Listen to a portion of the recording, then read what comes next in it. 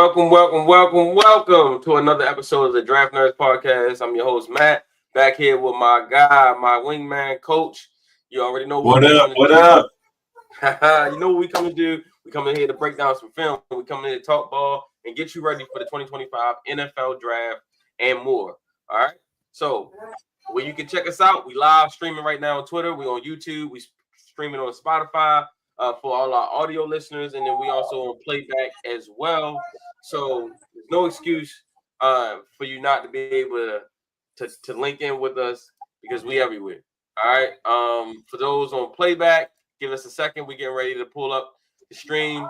Still working on that. And but yeah, man, we are excited to be here and talk to you guys, man. Coach, how you feeling? I'm good, man. Any day above ground is always good for me. And it makes it even sweeter that we can get on here and talk some ball, particularly the NFL draft. So, absolutely, man. Absolutely, Coach. I love it, man. I'm just excited about being able to, like you said, have this conversation and talk about ball. You know.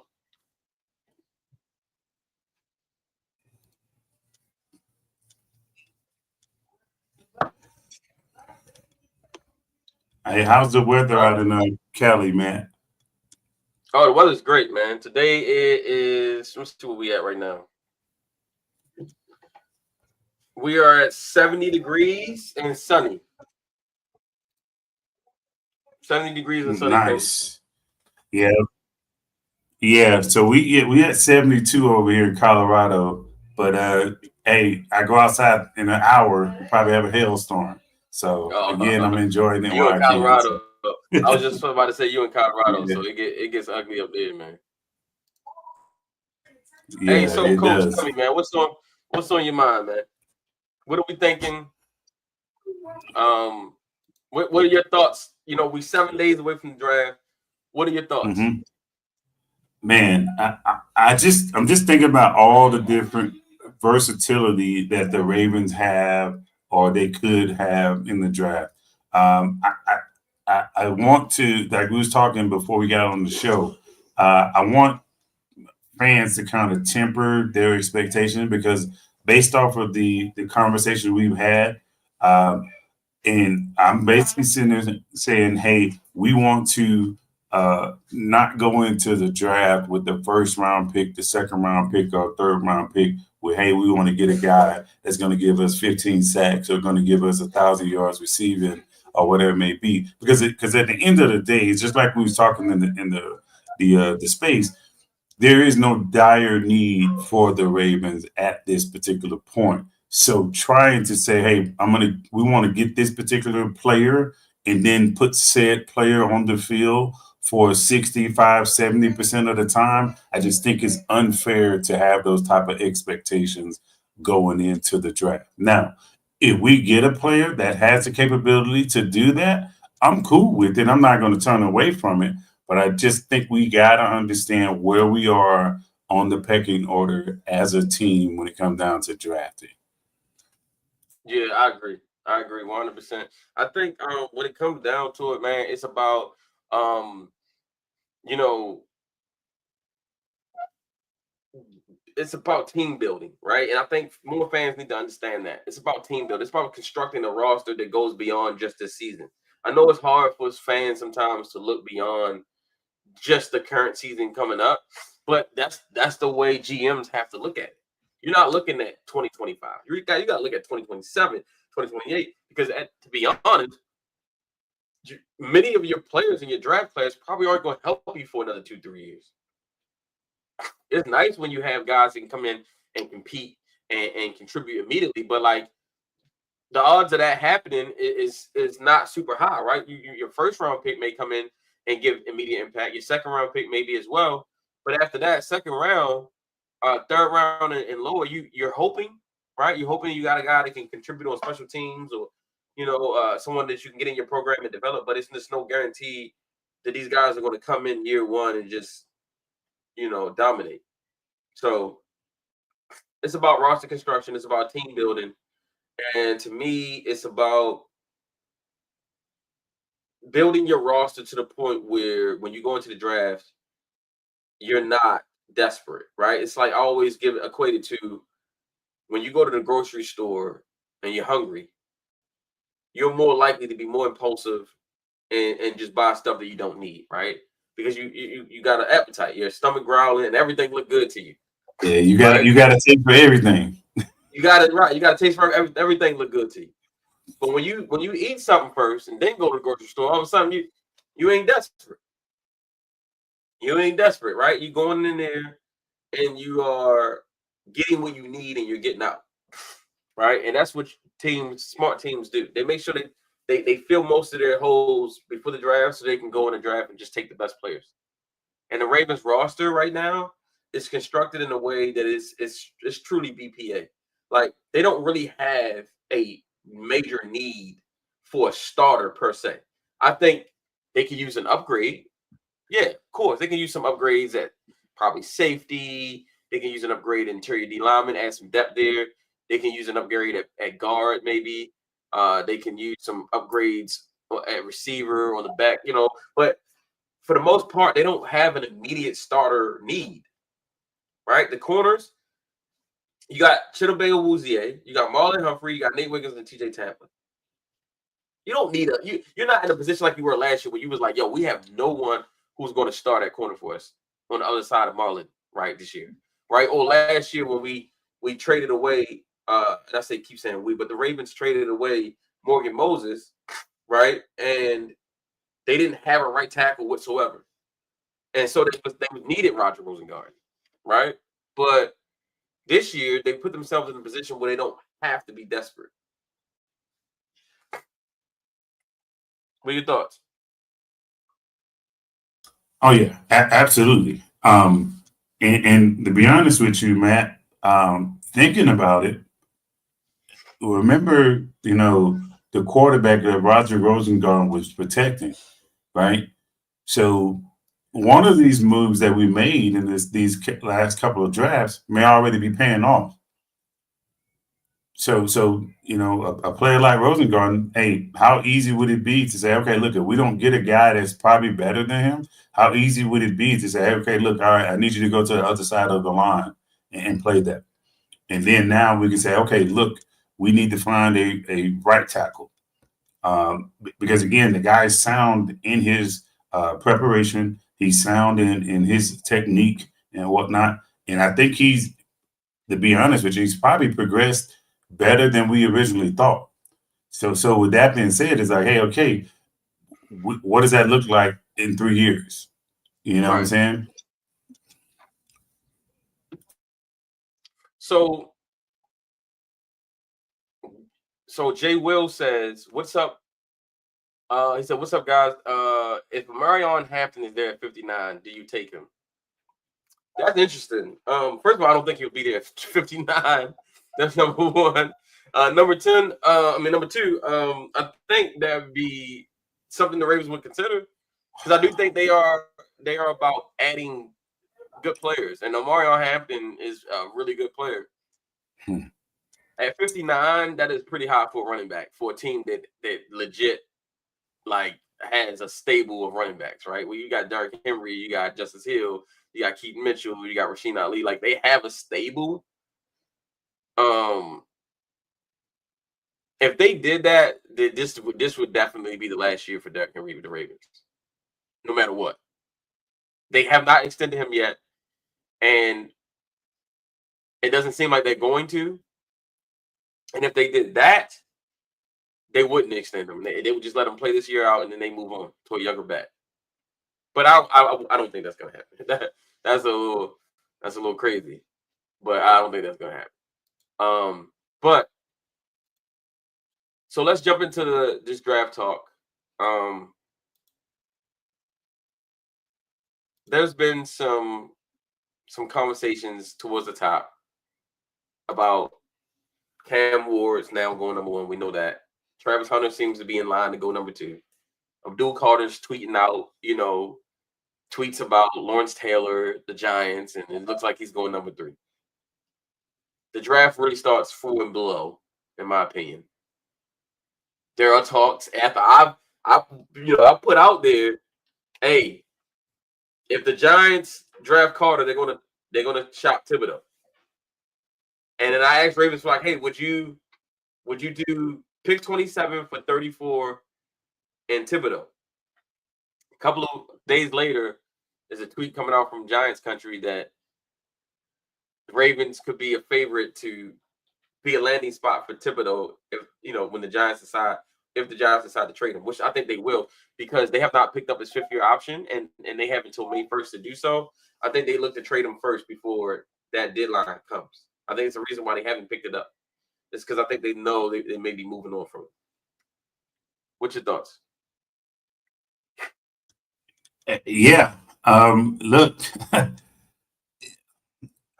I love this idea. For me, this would be a match made in heaven when it comes down to what we were looking for late in the season.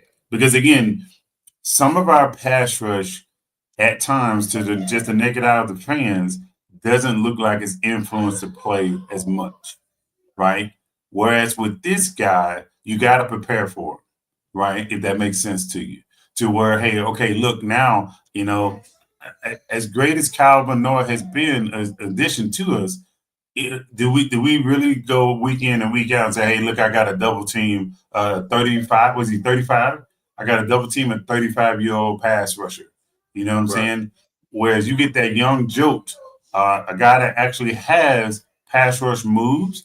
Now we're talking, hey, look, hey, we can't even go to that side, or we got to send a double team there. And I just think it just adds to freeing up guys and let guys go one-on-one. And we all know that's a D lineman dream to go one-on-one consistently throughout a season.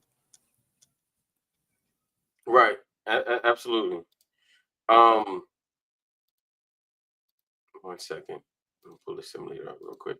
All right. So yeah, absolutely. I mean, I like the move for the Giants. I mean, Carter is an upgrade. He is. And then when you pair him um with Burns on the other Brian side, Burns. and Brian Burns on the other side, then they have the big nose tackle in the middle. That's a really good front that they got, and they got some other guys too over there that don't have the name recognition, but they got game.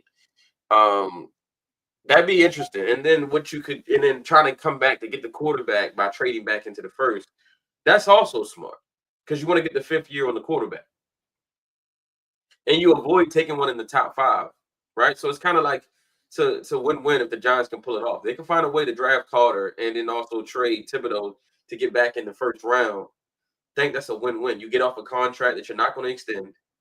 You avoid having to pick up the 5th-year option. And you get yourself a quarterback that's going to be your future, but you don't have to play said quarterback this year because you do have Russ and you do have Jameis. That's perfect. Oh yeah, absolutely. That'd be perfect. I would love it. I would love it for both teams. This is one of the times you like, hey, who won the trade? You wouldn't be able to tell right off rip. So.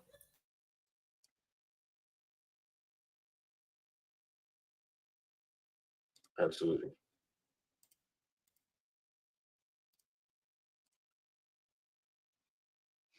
All right, 1 second.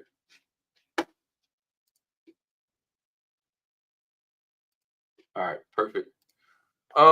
Yeah, so we got a couple questions. So in the chat, we got Braden Swinson is a guy that a lot of people are talking about. That can be a steal. That comes from Brandon. And then Jay Will says, is Mason Graham really that much better than every other D tackle? I'll let you take that question, Coach. You said Brady Swinson? No. Mason Graham. Oh, Mason Graham. Okay, yeah. I think we gotta tread lightly, saying better than because like scheming is gonna matter, right? The position you're gonna ask him, where you're gonna put him to, and who you're gonna put him next to is gonna matter as well. Because like, okay, if I go if I have a nose tackle that does not command a double team, right then and there, where do you think the other guy's going to go if I'm next to him?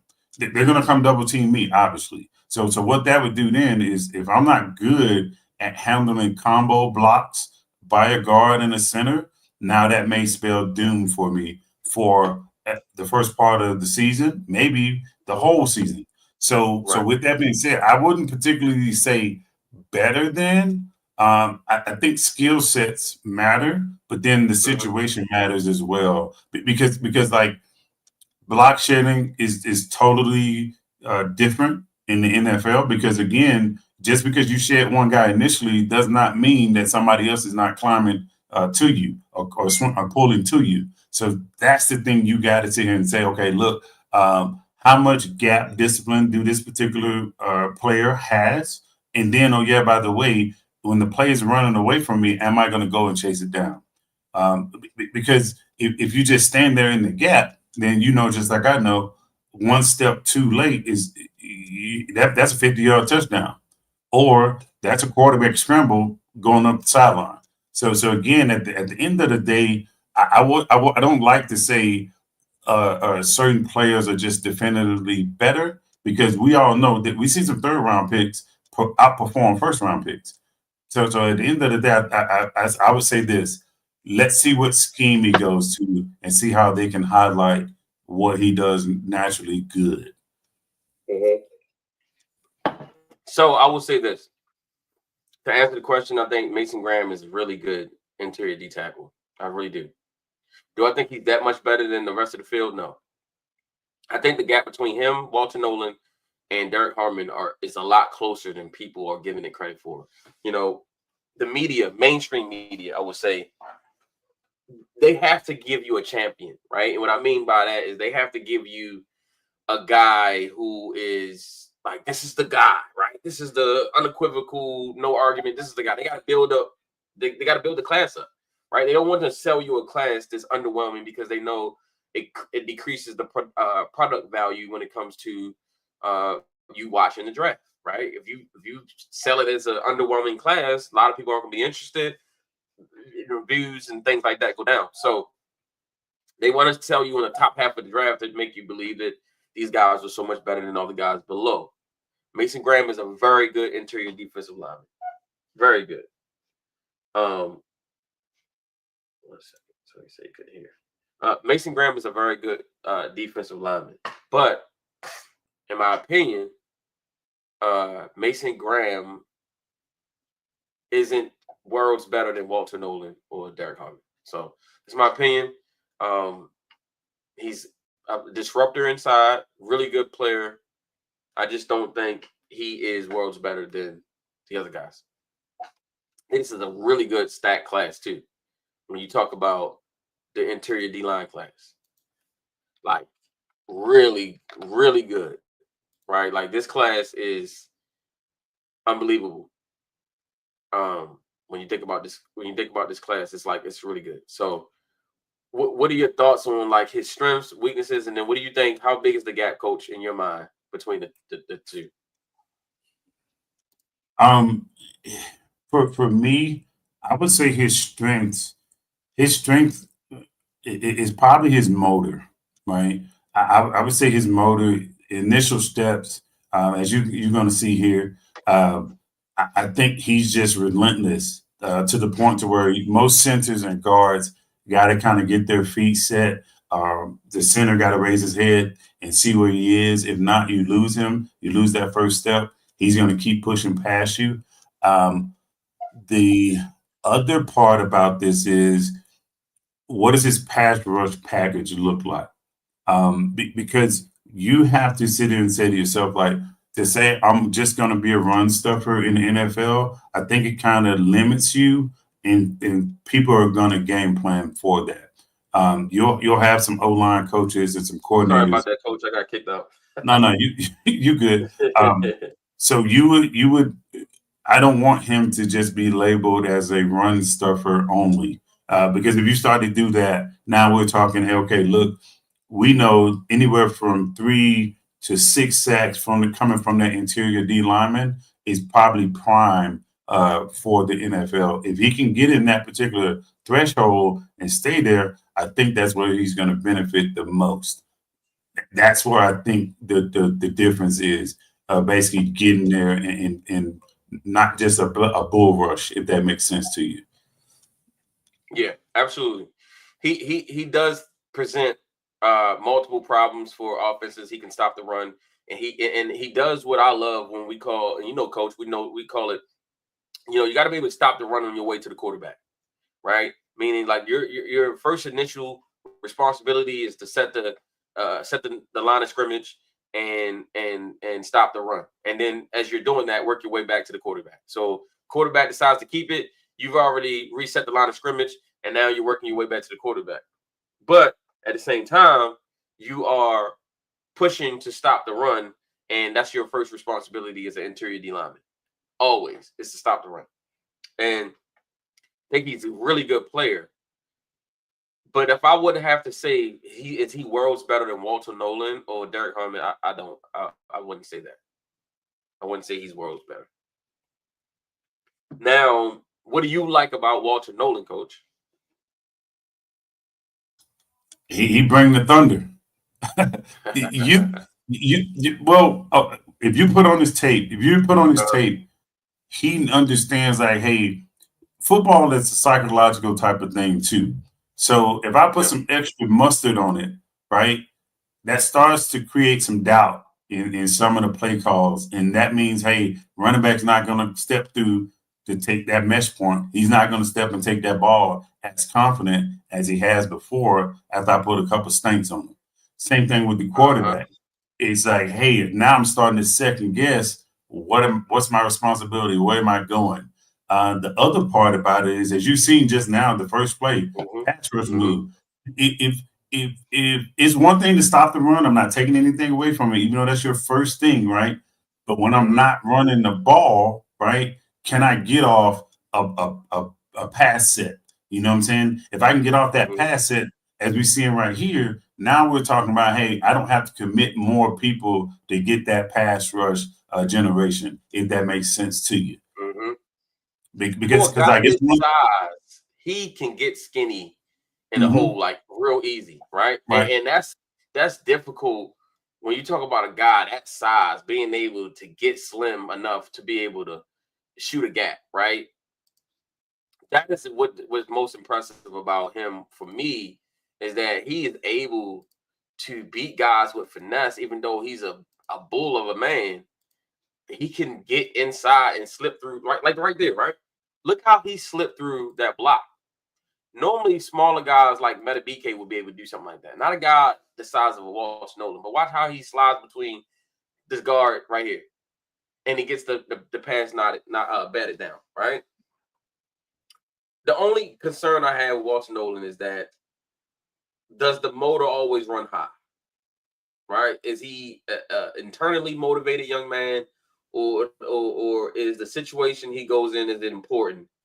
Like, does he have to be in the right situation? I think he has to. I think it's kind of like Jalen Carter. Jalen Carter was very talented, very, very talented, top 5 type guy. But he also had some character questions where if he didn't go in the right situation, it could be all bad. Philadelphia had a strong locker room, so it was perfect for him. My comp for Walter Nolan is Jalen Carter. I think he could be great in a Baltimore locker room, a Pittsburgh locker room, a locker room that is loaded with veterans, and where he can just come in and just do his job. And he'll be held accountable by the veterans. So break down Walter for us. What do you think about Walter overall as a prospect, and how much of a difference do you think, like, you already said you don't feel like there's a huge gap, right, between him, Mason Graham, and those guys. But like, what is his ceiling in the NFL, in your opinion? As you see on the film, I love the versatility. You can move him everywhere, right? As you've seen, he went out to a 4-eye, right? Being able to go into a 4-eye or a 1 or a 3 technique, that is huge. That is huge, and also be able to win. That's the other thing about it. It's because it's one thing to commit a guy and put a guy out there, but it's a whole nother monster. He goes out there and he wins because if I put you in the 4 eye, that means, hey, okay, look, that tackle has to come there and squeeze you at least, right? And if that tackle has to squeeze you and he doesn't squeeze you good, guess what? Hey, I win. I win this particular rep. And we all seen, hey, him being able to bend in or out of the particular wherever you put being pushed. I just think that's where the difference lies, right? The other part about it is he doesn't really necessarily have to get you to turn your shoulders. He can win just with a little flinch. And I think that's what the difference is between him and Mason. I, I, I love, again, where he's able to play and do what he's able to do. That's what's going to probably help him out. But I am with you too, though. If I'm going to ask him to play 75% of the defensive snaps, that's why I started to wonder, because now we're talking about a loss of technique, loss of fundamentals, and I just think that could come to bite him in the butt, right? I just think for me that burst is everything. But what happens when that burst is not there and you got smarter offensive linemen that are able to double team you? Does he lose? Or offensive coordinators that's gonna get you in a 2-minute drill situation and they're gonna come from the line of scrimmage and allow you to go to the huddle and catch a breath, and now you struggle, right? But here's the thing. One thing I know, if he's on the Ravens, he's gonna be in shape. Because one thing about John Harbaugh is you gotta be in shape. You gonna pass that conditioning test and you're gonna be in shape. That's one. You can say what you want about Johnny, but Johnny gonna make sure you're in shape. You will not play if you don't have the proper conditioning. You won't play. Right. You won't play. Hey, did you see this last play of him in South Carolina? See how he the play before this one.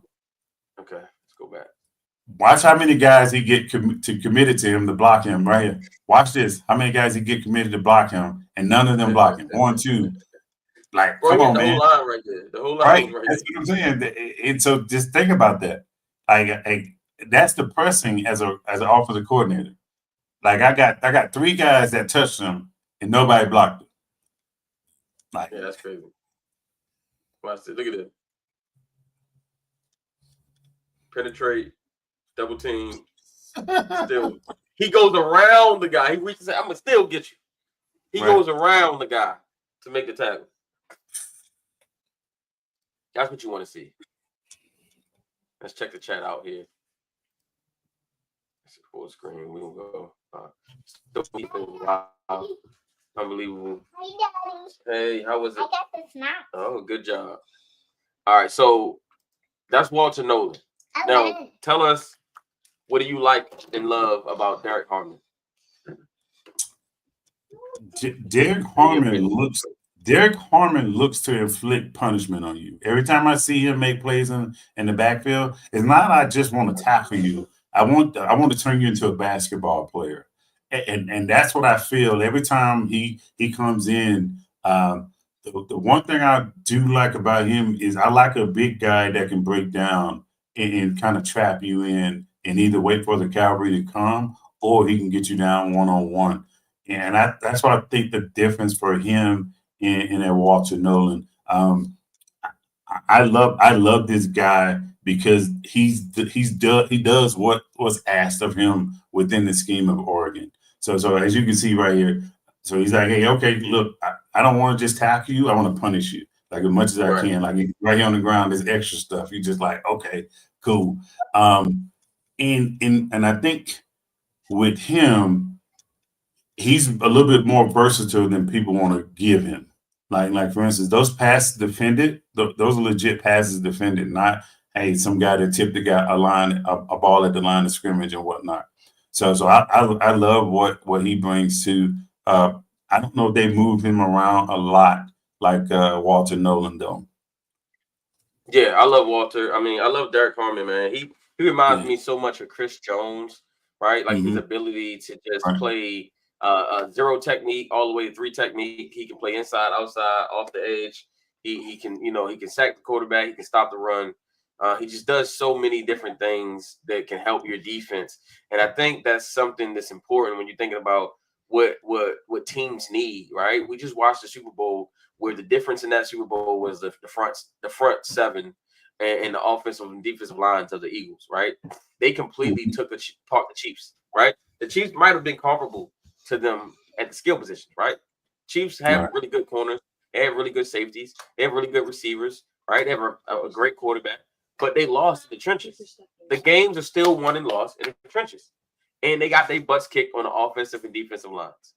And so, with that being said, the value of just a dominant rusher from the interior is invaluable because it makes the edge rushers better. It presses the pocket, and it just does things for the rest of your guys, right? Roquan Smith and all the edge rushers and stuff, right? It does things.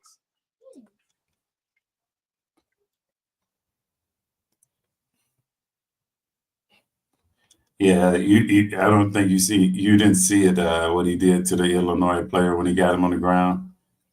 He kind of dog walked him. He's like, "Yep, you don't ever want to do this again."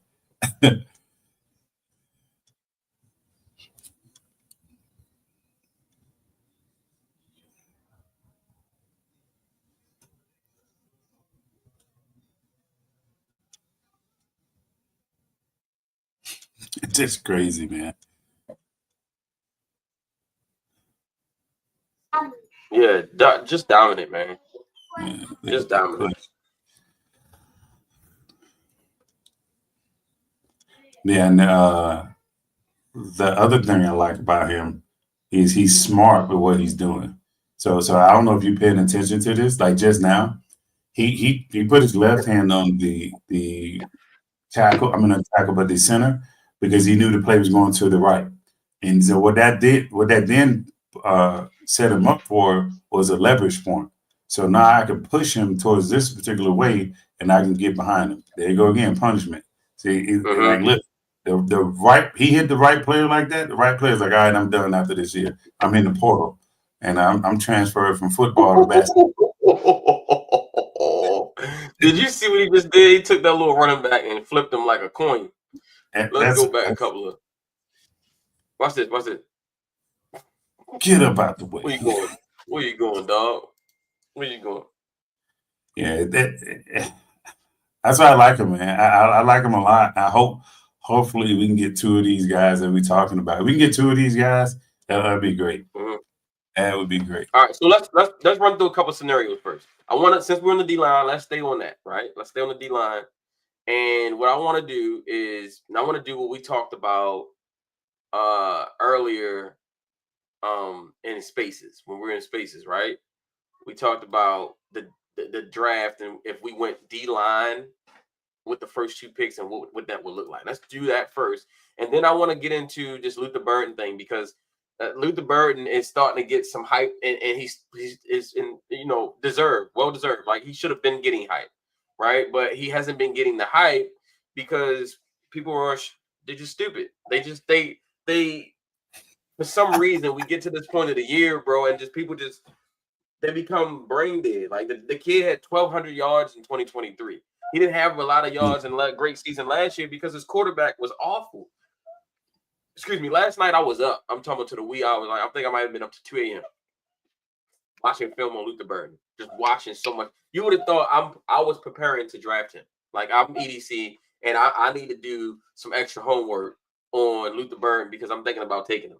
Because I was up burning the midnight oil watching so many games of him. And I'm watching games. Because I've seen the all 22. I've seen the highlights. I wanted to watch the games. The dude has the ability to be a number 1 legit top 5 receiver in the NFL. He has unbelievable contact balance. He has unbelievable ability to make people miss. His route running is A+, and he can stretch the field vertically. He has no issues catching the football, shows confidence in his hands. Now, explain to me how this guy has now fallen behind Matthew Golden and Emeka Buka and Ted McMillan, when just a year ago, if he'd have came out, he would have been right up there in that top 10 with Malik Neighbors and Marvin Harrison Jr. How? How, Coach? I'll tell you, man. We got to understand too. People fall in love with schools more than players when it comes down to uh, drafting rankings and whatnot. For instance, if you come from one of the bigger schools or the more successful schools, Alabama, Ohio State, Michigan, people like to give you the benefit of the doubt, especially if those teams Right. have made a deep run into the playoffs or probably won a championship in recent years. It's kind of like they say, hey, look, that's a solid pick right there. Even though there are players that are probably better, have better skill sets, and have more production than you.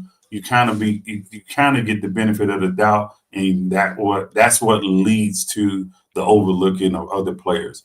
Because he's not the only one. He's not the only receiver that's being overlooked. There's a few other ones that we talked about, and I just think that's what's kind of went on right now. And when it comes down to Missouri football, because they got some other receivers that's behind him that's going to probably get the same type of treatment if their quarterback play is not as good or they're not as successful when it comes down to making the playoffs or winning the SEC championship or something like that. Because I just think every receiver is not graded on the same exact scale. Because like we'll look at a receiver with 800 yards and depending on what team he's on, we'll say, hey, that particular receiver is a dog. Whereas we look at the guy in the same conference, 2 schools over, against the same type of competition, clearly got better numbers, better production, and we'll discredit that kid. It happens all the time. And I think that is because not so much a draft fatigue, but I think it's a bias. Hey, look, I got a bias towards Ohio State wide receivers versus Tennessee wide receivers, and then it's also about what have you done for me lately too. Because think about the kids that came out of Missouri. Which one has been super productive in the NFL? You know what I'm saying? Receiver So wise, it don't even have to be a receiver, just draft prospects as a whole for Missouri. that's true. You see what I'm saying? And I think They that's put what's out a kind of bevy of all right. pros, right? Like, And as unfair as it is, it's also lazy. So I don't like when that happens, right? Because usually, there's a you're lying. yeah. What up? Hey, so yeah,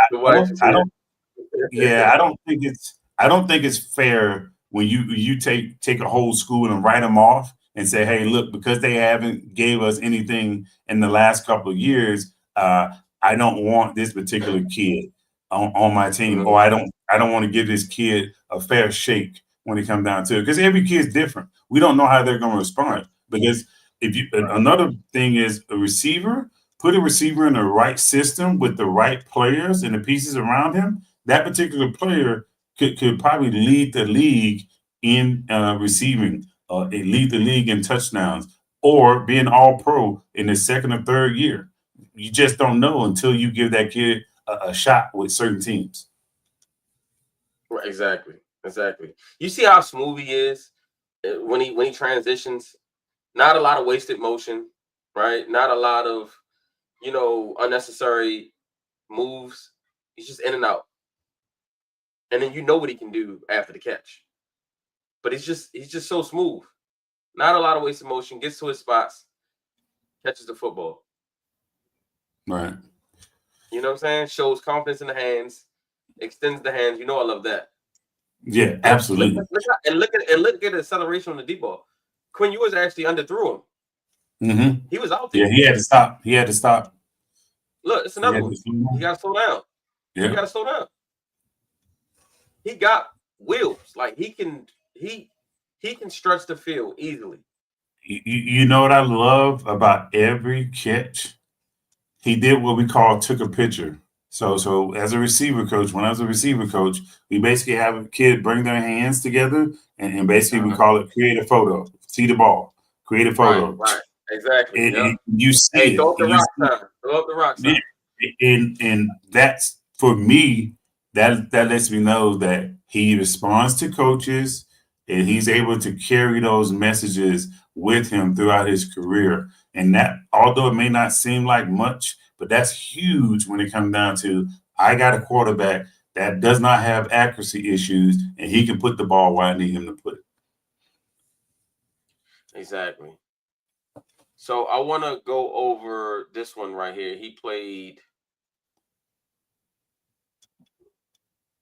I'm going to start with the LSU film, right? Him versus LSU. Now, quarterback, you're going to see as you guys watch this film how miserable the quarterback play were. And you're going to now have some context as to why he didn't have the numbers that he had the year before. You're going to see that.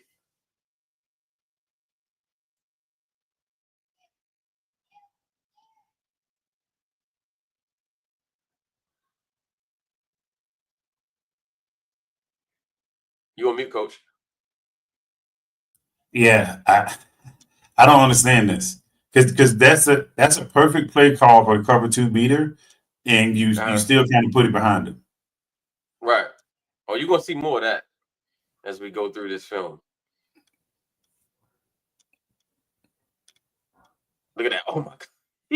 You see that? He caught the ball around 3 defenders and popped out. Watch this. They should have converged on him. Nope. The dude is 6 feet, 206 pounds, and moves like Zay Flowers. Right. Nice back shoulder. Goes up. Shows he can big boy. Gives him the hezzy. Goes up. Catches the ball at his highest point. No, I love that. Swings the ball out to him in the flat here. Not much room to do anything. But as we watch this film, man, you're going to see, like, I felt myself, like, frustrated with Brady Cook. Because I'm like, what is he doing? Right. Like, what is that? Bro. Wow. Like, what are we doing? What? You're in college football. Like, the dude's right there. What is that? My goodness. What is that, coach? Yeah, that's horrible. That's to me, that's unacceptable. That was bench worthy to me. Yeah, look at that interception. Like, and now we know why Luther Burden did not have the year he had the year before. Because look at this. A blind man can see you throwing right into the zone. It's triple coverage. Even these short passes, you're not doing him any favors because you're throwing him the ball with defenders all around him. The only thing he can do is catch the ball and get tackled immediately. Where's the opportunity to catch and run? Could you imagine him in a tall-looking offense with the space he'll have with Lamar Jackson to be able to actually catch the ball in space? Right. Being the number 3 option because everybody's focused on Zay and Bateman and Likely, and now all of a sudden you got this kid. Look at that. Come on, man. How do you miss that one? These are layups. Mm-hmm.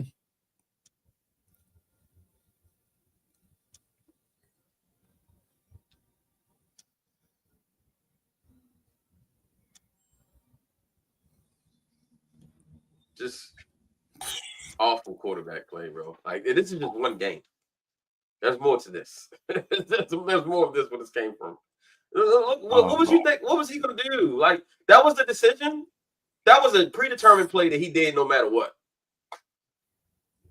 Because look what he can do when he actually has space. Man, just look at the lack of effort by everybody else. Dude got the ball. He out there playing 1-on-5.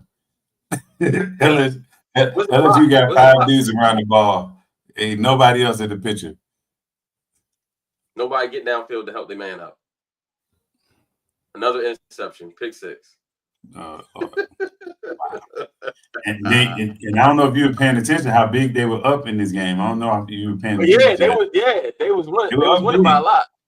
Right. They was winning by a lot. It's crazy. It's 52 reasons saying, yeah, that's bad. Like that's awful, bro. And then that last pick 6, if he throws it over the coverage and make it an over the shoulder catch, he's probably going for a touchdown. Bro, oh my gosh. That little screen pass where he just threw it over his head, I was just like, what is this? Here's another one. And again, for those who was wondering, well, I don't like him because he didn't have a good year this year. Watch the film. Look how bad the quarterback play was. Look at that. When they actually throw it to him in the way they should, back shoulder, go get it.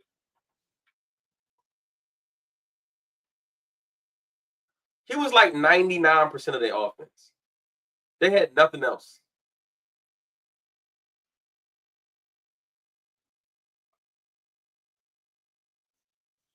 Give him the ball and let him dance. Let him dance. You know what I'm saying? Like when you give him the ball in space and allow him to make things out of something, he's going to make something. Look at that. Come on, man. That's a layup in the NFL.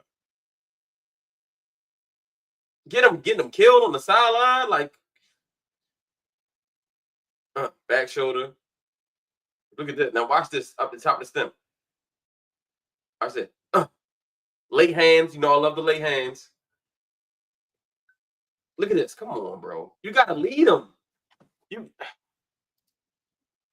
This is what I'm saying, right? We want to bag on the kid, but we don't look for context. And the context is all there. It's everywhere, right? Context is everywhere.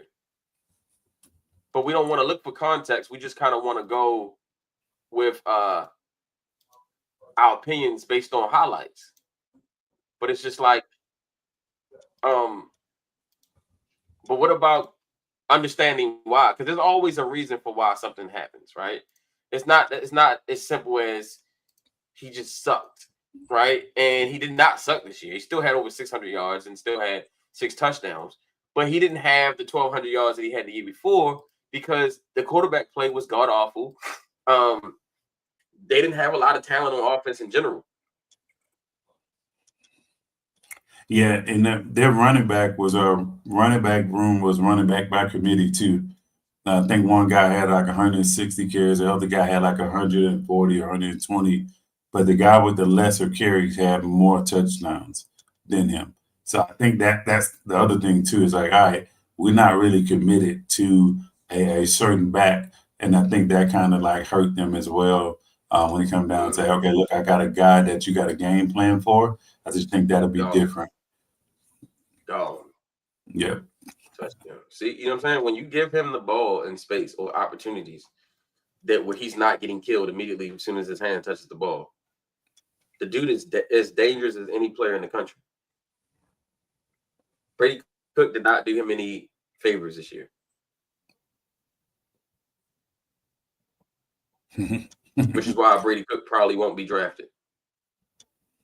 And what is this play? They got 2 receivers out on the route. Yeah. So yeah, go back to it.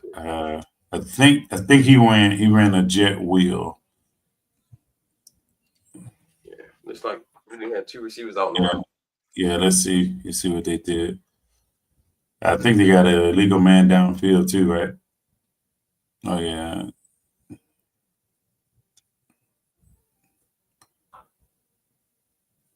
Yeah. Bro, what you doing, Lyman? What you doing? You see, he pissed. He like, I can't wait for the draft. Right. I can't wait for the draft. Look at him, bro. He can't wait for the draft. I can't wait to get out of here. And you gotta respect him because a guy like Luther Burden could have easily hit the transfer portal. Oh yeah. Easily. You know how much money he would have made in NIL? Oh yeah. Yeah, I can tell you right now, there's a couple of teams that would have jumped on him like immediately. So him staying at Missouri was something to be that should be respected and honored because he could have easily hit the portal and been gone. Look at him, bro. I should have took that NIL bag, bro. It's like, man, I had 2.5 million waiting on me, and I'm tripping. Waiting on. Right. I'm over here in Missouri dying. He tough too. Like he'll Right. stick his nose up in there, he'll run the foot. Like there's a lot to like about him. He's a bona fide first round pick, in my opinion. And the fact that people aren't even talking about that is crazy to me. Come on, Cook, just go down. What are you doing? Get the first and go down. He said he was running around saying, I'm Lamar. And he had Luther open too. Mm-hmm.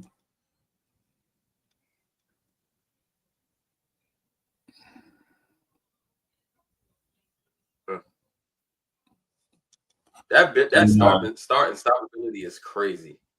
Yeah, it is.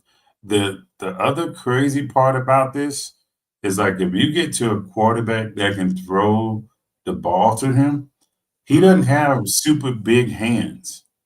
So it's most of this is straight ability.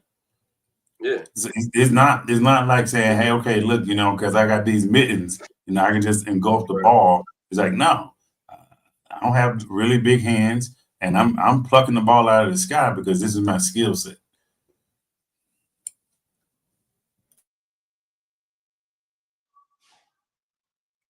Look at this. He takes a shot, holds on to the football.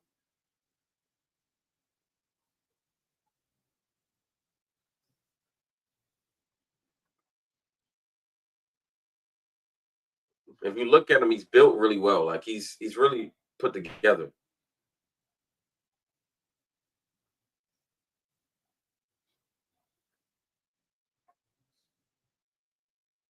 It's a good shot on the ribs. Yeah, and it looked like he didn't even flinch either. He's just like, okay, thank Right. you. Can I have another? Mm-hmm. Look at this. No bobble or nothing, man. Like No, just straight snatch. Let me get that. Yeah, just straight snatch. This is the crazy play right here where I was like, what are they doing? Like, just throw him a slant, bro. No one's over there. Just throw him a slant. What are we doing? The play calling was wow as well. Like, yeah, but then it's like that's where the on field general comes into play. So like if I see that, right, and I see, hey, these guys are off and there's nobody over the middle, I'm calling a slant, bro. Hey, alert. Whatever our slant call is, man, let me get that. I don't get it. Like that. That's what I'm saying. And the other thing about that, even, that's routine down on the goal line. Routine on the goal line, look for a slant. Spread them out wide, as wide as you can. Slant. Spread them out. Exactly. Spread them out. And then we go on quick slant. We're going quick slant. We're going to spread them all the way out to they as thin as possible. And we're going to throw something real quick. 41 versus UMass. In victory, 30-0 lead right after. You see this one.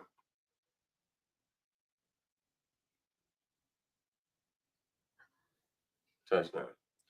Boy playing back. Boy playing backyard football, man. Playing by himself. Taking something short, making it long.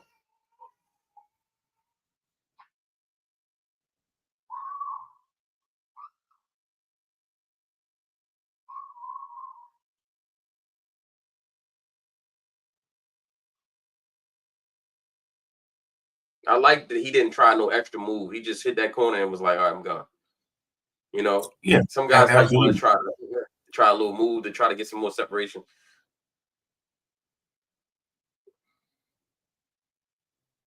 And he hard to bring down. Look at that. Like he don't bring down easy.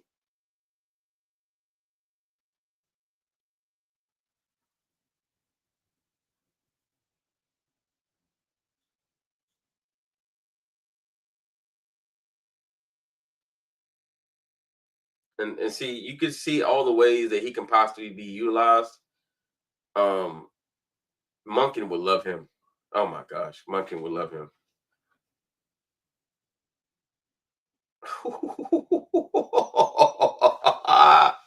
Oh my! Did y'all see that? He made two guys just look absolutely silly on this play. Oh my! Whoop! I'm saying, man, like, dog. When they say make you miss in the phone booth, look at that. Whoop! Whoop!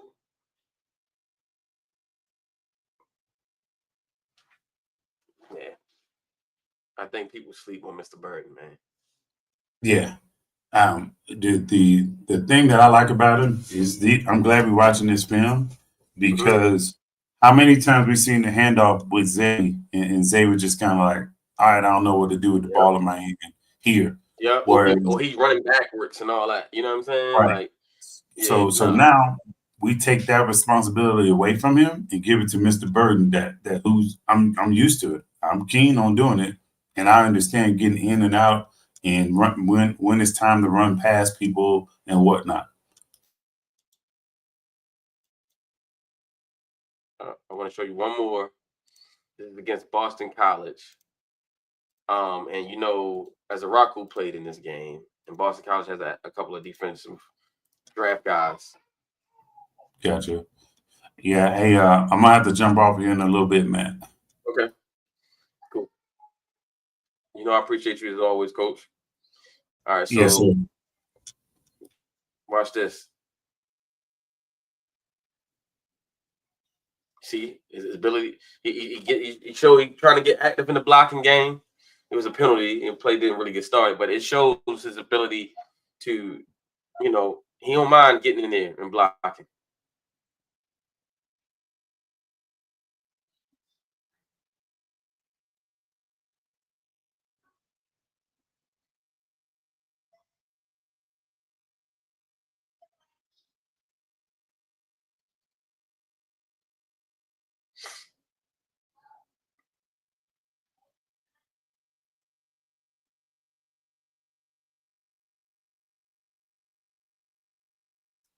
Concentration in traffic. Mm-hmm. All right. Hey, I'm gonna probably jump back on here once I come back, Matt. Yes, sir. So if you're still on, I'll probably hit you up. Absolutely, Coach. Appreciate you. All right. Peace. Take it easy, man. All right. Thank you. Yep.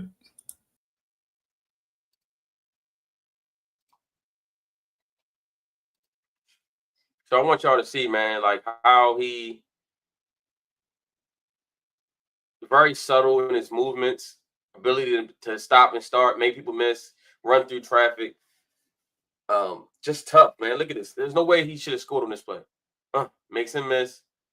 Now get through the traffic. That's what you want to see from you. If you're talking about a first round wide receiver, that's what you want to see. Catch the football. Oh, hit from the back. Got to cover the ball up. He takes a shot from the back too.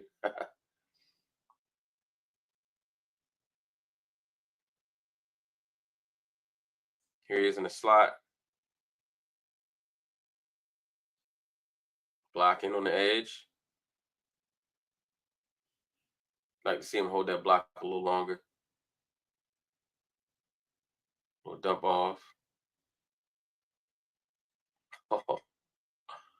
Oh my.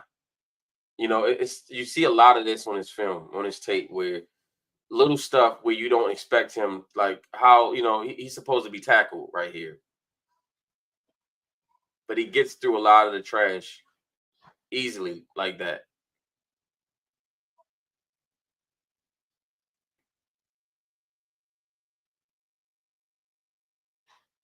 Little screen. Quarterback throws it too low.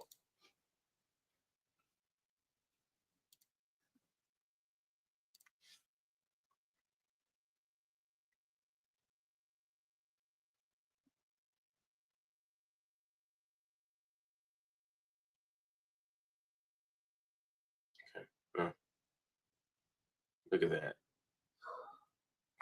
that. Making something out of nothing. Gets the first down after all of that. It was a terrible throw. quarterback shouldn't have thrown that pass. I mean, you see the play is pretty much dead. You throw the ball behind the line of scrimmage. But because of the ability of the receiver, he's able to make something out of that play.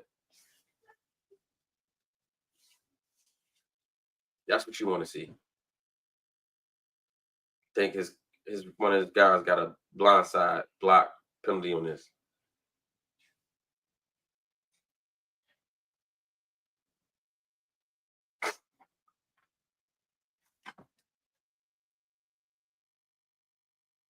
Deep route. He's open. Overthrown. He had a guy.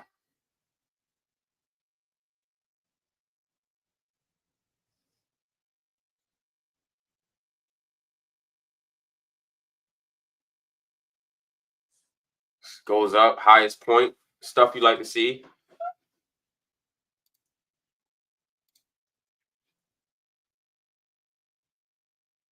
Hey, 52, listen. He said if he had 27, they should take him if Mike Green gone. Yeah, I think Mike Green will be gone for sure. But I want to try something real quick with y'all, yo. So I'm going to do mock draft, 7 rounds, and I'm going to do what we talked about in spaces earlier, and I'm going to go back-to-back D tackles, and let's just see how it goes, right? Let's just see what we come up with when we go that route, and then I'm going to do one with Luther Burden and see how that one comes out. So y'all rocking with me? We rocking. Let's do it. All right, let's start the mock. We're on the clock. As you can see, Luther Burden and Walter Nolan, both there. Top of the board, by the way. I'm sure. Oh, Derek Harmon is also there. So I'm going to get you guys to participate. Should we go? We're going to go back-to-back D tackles. Who should we start with? Put in the chat if you think we should start with Walter Nolan, or let me know if you think we should start with Derek Harmon. Who do you think we should start with?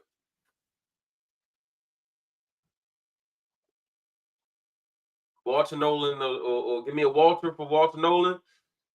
Give me a Harmon for Derek Harmon. Who do you think we should start with? Because they're both on the board.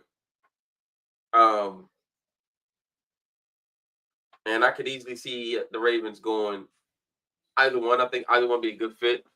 But we're gonna start this draft with back-to-back D tackles. So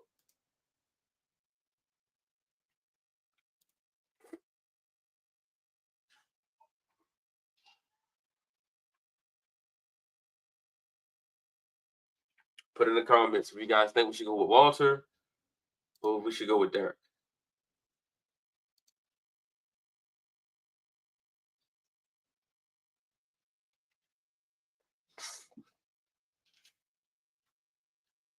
Not gonna lie, I'm kind of leaning towards Derek Harmon. I do like Walter Nolan though. But I'm kind of leaning towards Derek Harmon, but you guys let me know.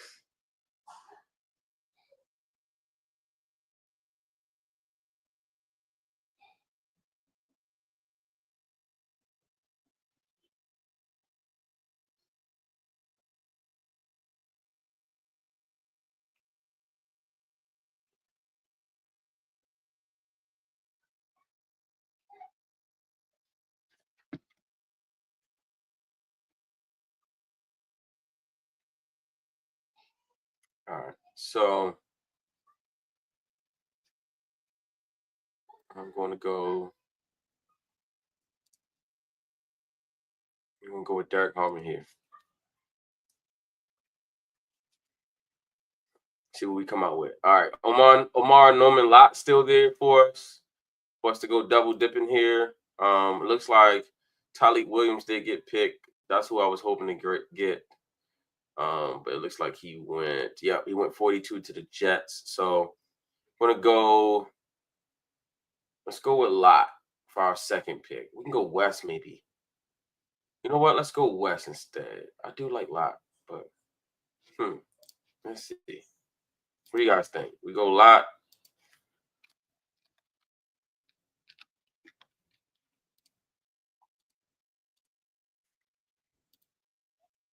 We can go Lott. I like Lott.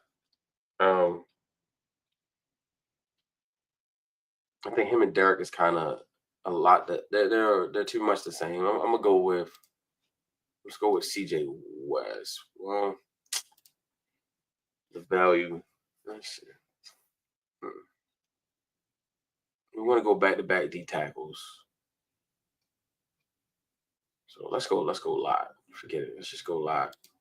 We're gonna go Lott and Derek Harmon. All right, so we got our 2 D tackles, just like we talked about in spaces, and then just like we talked about in spaces, Makuba's here for us in the 3rd round. So we can go Makuba here. Boom. So we got our safety that we would have probably taken in the 1st round, but we still get in the 2nd round. We get our 2 D tackles. We come back to the 4th round, and Kyle Williams is sitting right there for us. So we get our receiver at 65 and Kyle Williams right here. Perfect. All right. So far, this is the strategy that I think could work. We get Derek Harmon. We got Omar Norman Lott, right? We go 2 interior defensive linemen who can play on the edge a little bit because the strength of this draft is in the D line. It's not in the edge. This is a really weak edge class, and you'll be forcing picks trying to do that. You go back-to-back D linemen, and then you go with the safety in Makuba, who I like a lot. He's my favorite safety in this draft, even though I do like Starks. I think Starks will be the number 1 safety, and he is my number 1 safety, but Makuba is my preference. I love Makuba. Then you go Kyle Williams in the 4th, and you got another 4th-round pick. So now we can come back here, and we can look at the corners. We can look at the edge, see what's left in edge. We can look at off-ball linebacker, see what's out there. Let's see.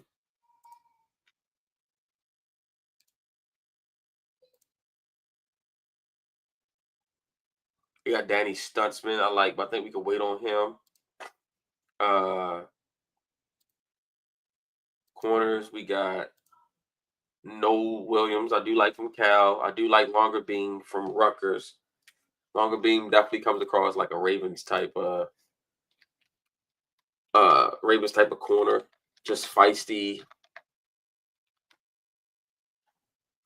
tough guy.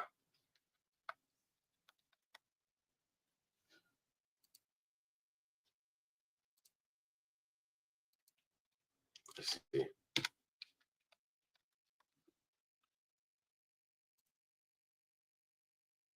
Let's see what the chat's saying so far about our choices.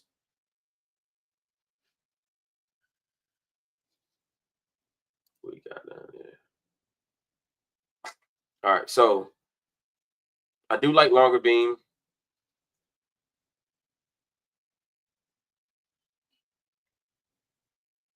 Think he'd be a guy that can come and compete.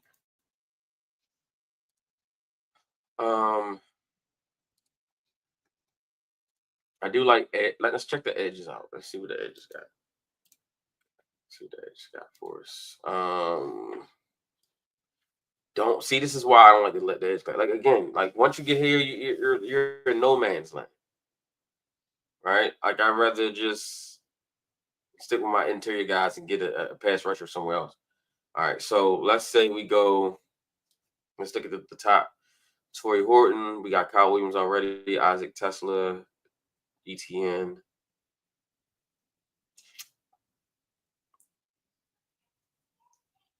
Let's go offensive line. We haven't gotten the offensive line yet. Let's see if we can get a tackle or guard here. See what the interior guard is looking like. We got Luke Kendra from Cincinnati. He's nice. I like Kobe. You can't go wrong with the Iowa guy. You got Frazier, Fairchild.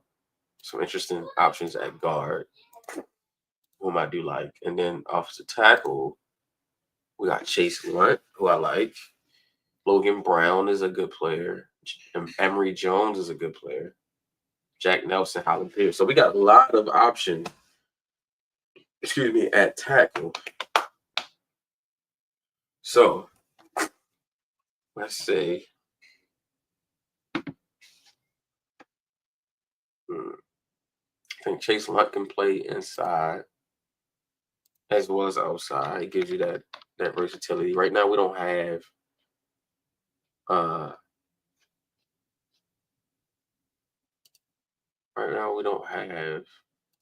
depth at tackle. We got Cleveland, but we don't really have a backup tackle. I think Logan Brown can play guard at the next level.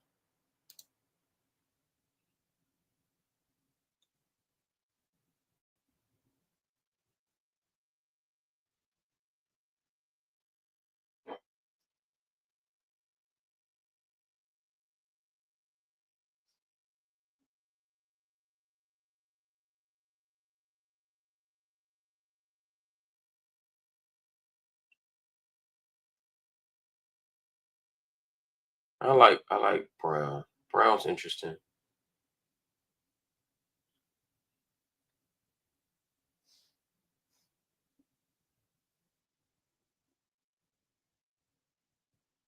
I think he can play inside as well.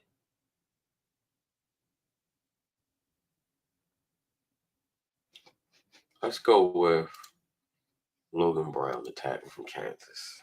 We may even double dip at that offensive line spot. We go with Brown, who I think can play some guard. Brown stands at 6'6", 315. Brown looks and grades like the kind of offensive tackle we're taking a chance on. He's an ideal athletic build for the position with great height, weight, and length, and flashes power on contact and fluid movement skills. However, his fundamentals remain a work in progress. He plays too high, lunges into blocks, and can misread run fits. Still, those issues appear coachable, making him a developmental tackle upside. All right. Now, let's look at some of these guards. Let's go. We got Dylan Fairchild. We got Connor Colby. Let's check out Connor Colby. Colby is a rugged zone blocking guard who twice earned all Big Ten selections, including the first team selection in 2024. Listed at 6'6" and 310 pounds, Colby has an ideal build and mean streak that presents itself well in the run game. He turned in his best season in 24 as a run blocker under Tim Lester, who shifted the Hawkeyes offense to more of an outside zone-based scheme. Colby's flaws lie in his consistent struggles in pass protection, regardless of position. He likely is a depth piece in an outside zone offense because his pass blocking needs major development before he can be considered a starting caliber guard. All right. Then we go to Dylan Fairchild. Fairchild is a 2-year starter at left guard for Georgia, who posted nearly elite at 89.2 pass blocking grade across the past 2 seasons. While he isn't quite as powerful as his teammate Tate Ratledge, he is equally adept with his footwork and pass protection and is athletic enough to function as a puller or at the second level. Fairchild has reasonably high floor as a candidate to serve as an interior depth for a team in need of functional pass protectors. If he can get strong over the next couple of years, he can develop into something more. I like the idea of going Fairchild here. I like the idea of looking at a corner. Let's see what corners are available. We still can get longer beam. So longer beam is ranked 150. Let's see what we got. Fairchild is 290 average. So we could come back and get Fairchild. Let's go get longer beam now. Let's see anything else out here. Let's get Zai Frazier's there. Huh. That's interesting. I think I'd rather have Zai Frazier than longer beam. Huh. Okay, let's try something. Let's see if we can get all 3 of these guys. Well, let's see if we can get those 2 guys, and let's see if we can try to fit an edge rusher or off-ball linebacker in there. So let's go check out the off-ball linebackers, and let's see if we can get. We missed out on. Let's see. Looks like we missed out on Barrett Carter. We missed out on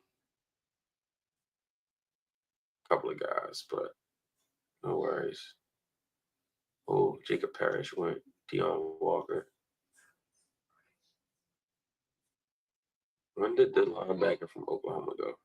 He might have went earlier. Might have went third round. Let's see.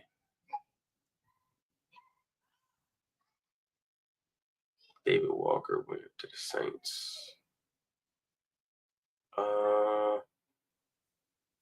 Okay. All right, so I do like Smile Monday, but he's much later. So I'm not going to go there. Check the running backs out. Maybe it might be still. Marcus Jones, I do like. Taj Brooks is interesting. Ali Gordon down here is interesting as well. George James, I like as well. Phil Maffa. There's plenty of. There's so many running backs. This running back class is crazy deep. Tight ends. Let's see what tight ends offer us. Thomas Fadone. I like him a lot. He'd be interesting at this spot, especially if we could move Andrews. But in this mock, we're not going to move Andrews. So let's assume Andrews is still on the team for now. So receivers, you still got Ty Felton. You still got.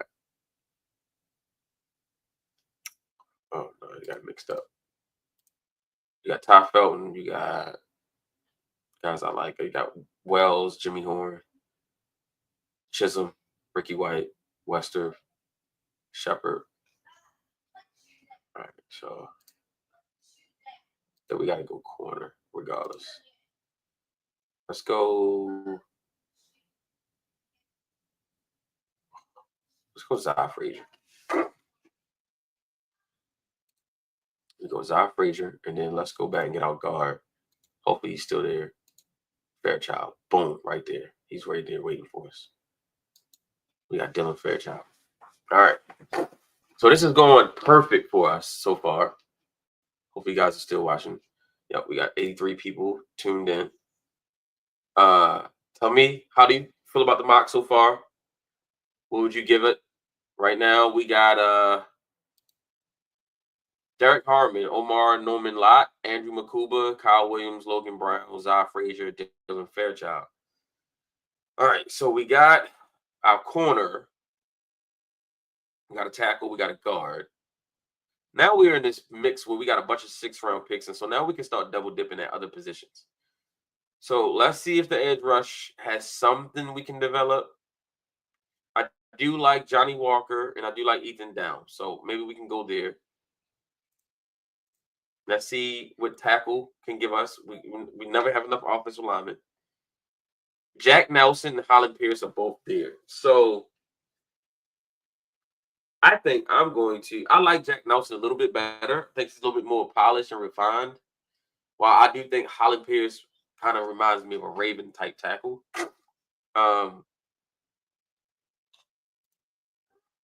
See if we can get a running back. Let's see. Oh, Taj Brooks, Raheem Sanders, Ali Gordon. You know what? Let's take. Let's see what's available. Ty Robinson would be so good. It would be 3 D linemen, but hey, right now we got 3 on the roster. So, and Ty Robinson is a guy that can play inside, outside.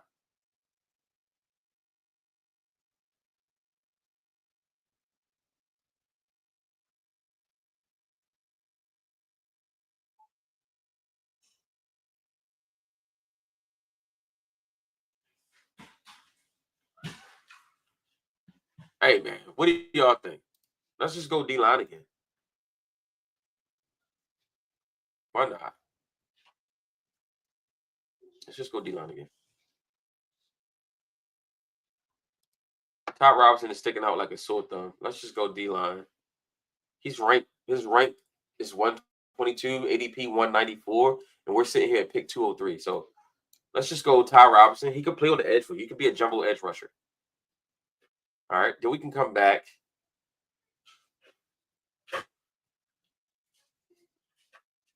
And then we can take our tackle. Get another tackle here. Just double dip in the trenches. Let's go get Holland Pierce. Hey, this is a build the trenches draft right here. This is get bigger, nastier, more physical. Let's get back to being the Ravens. How about we do that? Let's get a running back now. Let's go get somebody that can run behind these young guys. We lost out on Ali Gordon. That's who I was thinking about coming back to get.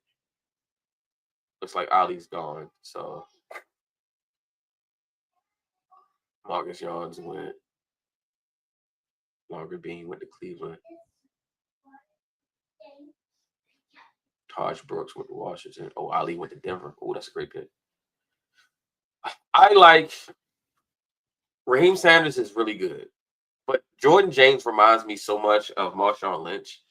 Love his running style. Love his toughness. Let's go get Jordan James. I'm loving this draft, by the way. All right. We got one more pick. Let's go get a kicker, shall we? Let's go get a kicker for the future. We didn't get our linebacker. Smile Monday is still there. Maybe we just get a kicker in free agency. What if we go undrafted and get a kicker? Ryan Fitzgerald is there, by the way. But I think a linebacker depth is more important. I think they can find a kicker. So they bought Smile Monday in for a visit. I like him a lot. Let's get Smile Monday. Go Dogs. All right, so let's grade the mock. Let's see what they think.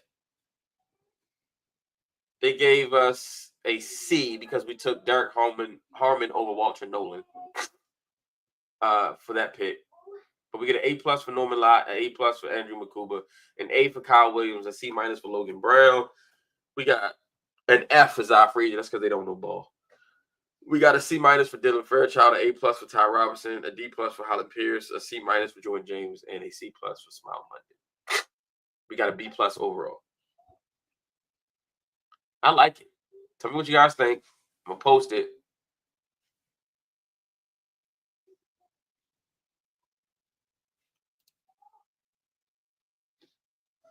I'm going to post it, and then we'll see. I want you guys' opinion. What do you guys think? Hey, Pushman said, "Do it. Do what, bro? What was that reference to? I didn't see what you was referring to. Were you talking about the linebacker, Munden? Or were you talking about Fitzgerald?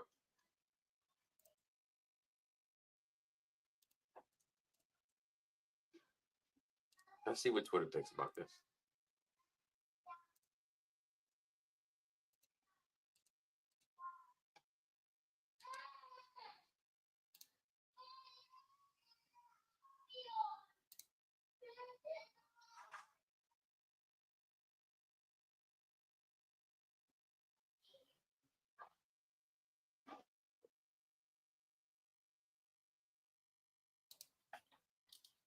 That's interesting. I want to do the Ravens get a comp pick for Trey White.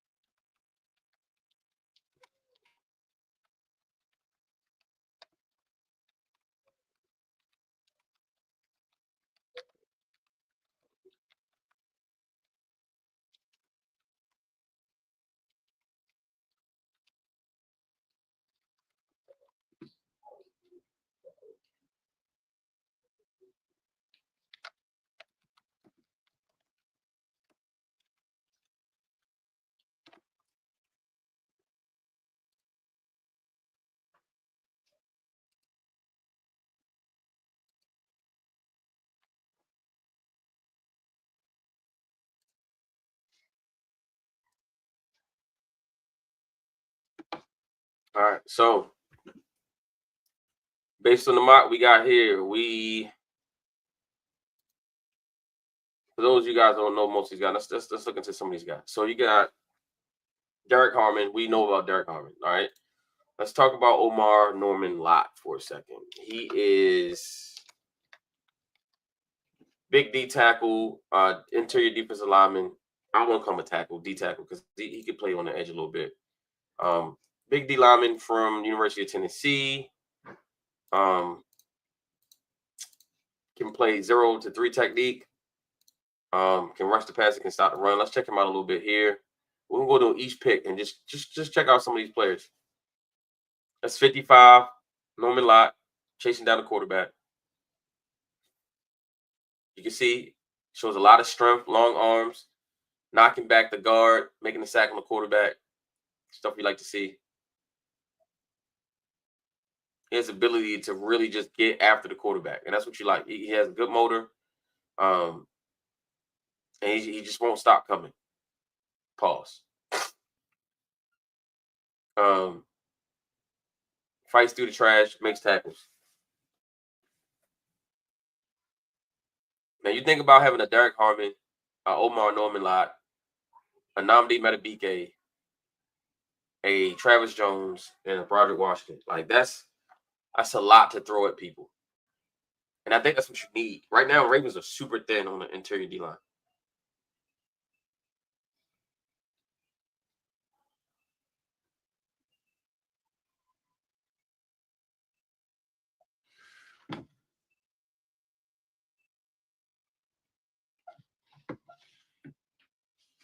You gotta like the motor. The guy, absolutely rushes the passer.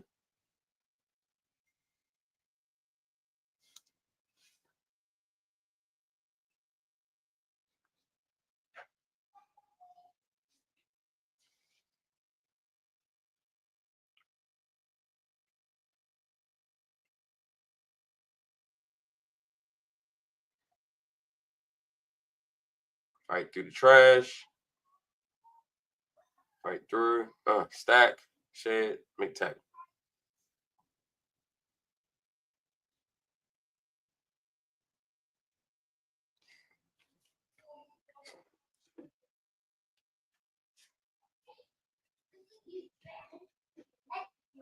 So I like Amar Norman Lott. How would you guys like him paired with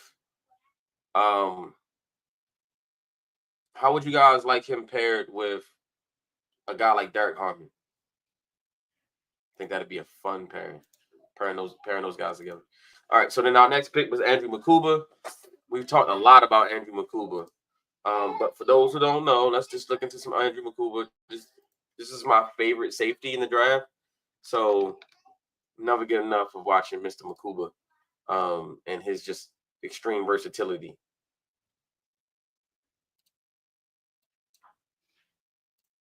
Check out Makuba here.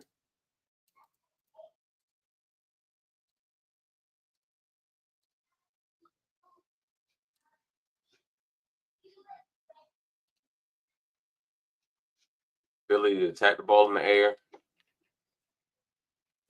He has some of the most range of any safety in this draft, I think. Like there's plays on film where he's on one side of the field and then he ends up all the way on the other side of the field making a play on the ball. His range, physical hitter. He would give the Ravens so much versatility on the back end with him, Kyle. Look at that. Oh my. Like that's the play. I think this is the play I'm talking about where he starts on one side of the field and he ends up all the way on the other side of the field making a play on the ball. So look, watch where he lines up first, right here. He's on the left side of your screen. Ends up all the way on the other side, making an interception. Crazy ball skills, crazy range. That's what you want from your safety. They can just kind of man the back end. He can also come up and fill the alley, make tackles. He's a good blitzer. I think he'd be great. Him and Darius and Kyle Hamilton would give us a really good group of safeties. He gets held right here. All right, now shoot your gun. Go get him.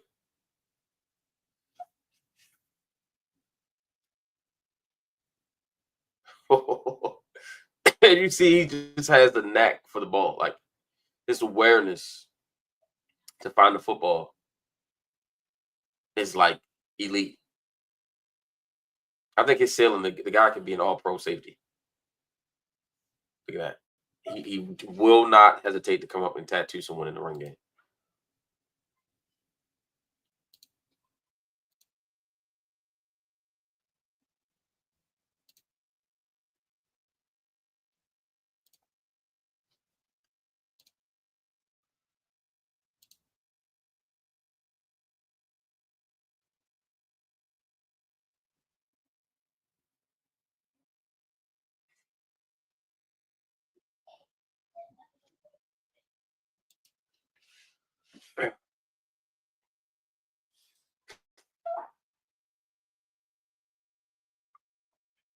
He's just always around the football, and that's what you need. With Ray and Ed, man, the Ravens always had guys who were just always around the ball, always around the football. And sometimes it doesn't feel like we have that anymore. It doesn't feel like we have guys who are just ball magnets. Geno Stone had a lot of that in him. Just seemed like the ball always found him. But last year was a terrible year. It was a year where guys were lined up a lot of times in the wrong place, weren't right where they were supposed to be, wasn't finding the ball. This guy will go a long way in fixing that problem. Look at this play right here. Oh, the read and reaction. Now he sees it. Now go get him. Gotta love it. Gotta look. Run the alley. Get him on the ground.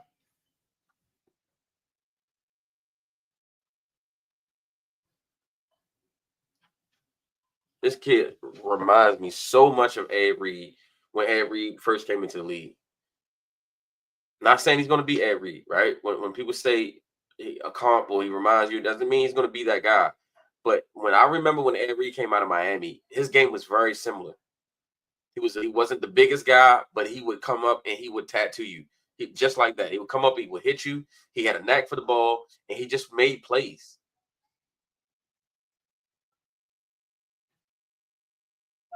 Makuba has a lot of that same ability. Breaks on the football. Look at that. Sees it immediately and attacks the ball. There's no hesitation. There's no indecision. Just see it and go get it. Look at that. That is elite, guys. That is elite. Interception. Watch this. Now that's a running back that's twice his size. Whew.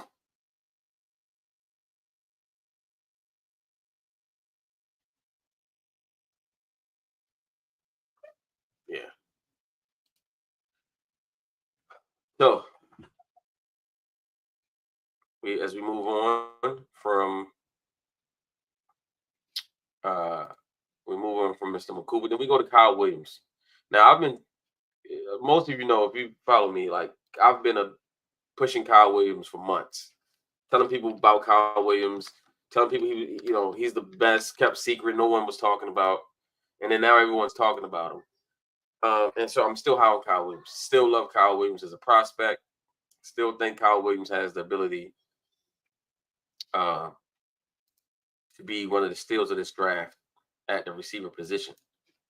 If we decide not to go with Luther Burden, this is a guy, him or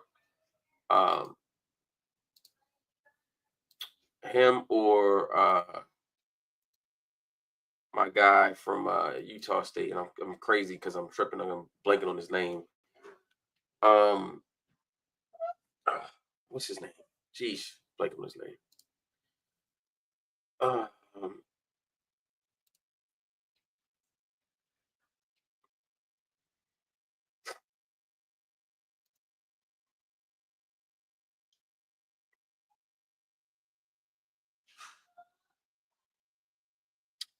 Why is it giving me?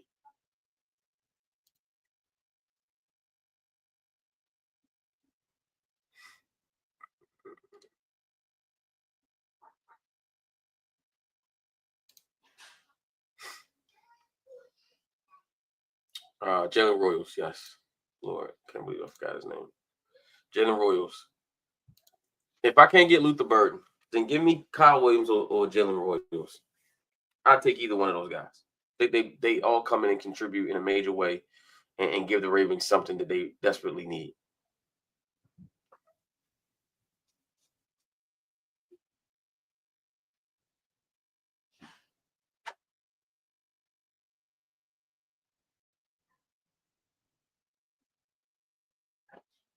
Kyle is a tough receiver, catches the ball, unbelievable burst and speed. Reminds me a lot of Jalen Waddle.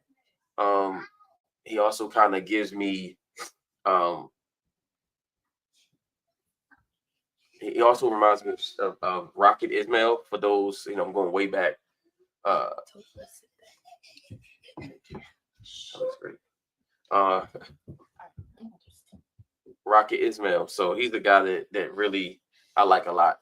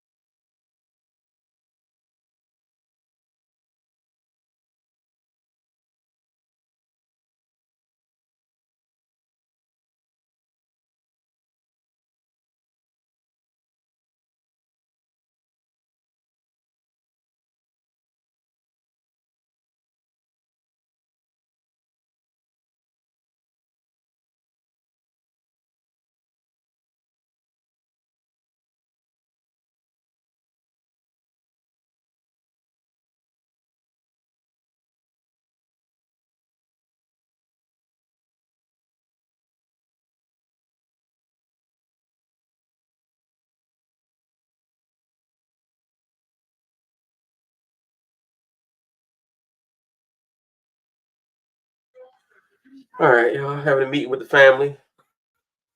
But yeah, man, I mean, Kyle Williams would be just an absolute steal to get him, to pair him with Bateman and Zay, a true field stretcher, a guy that can absolutely just, make you pay for not keeping that safety back, but you want to bring the safety up because you got to worry about Derrick Henry and Lamar Jackson.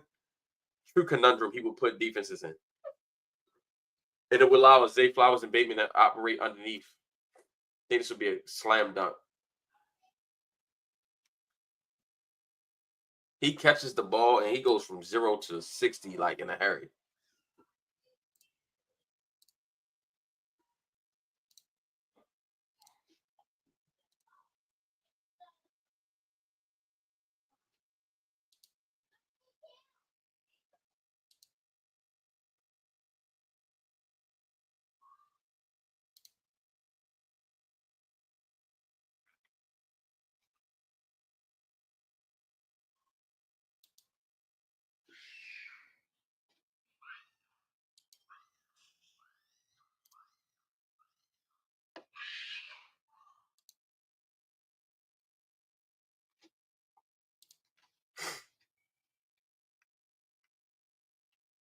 All right, so Kyle, then we working our way down the board to what we did, and we're going to go to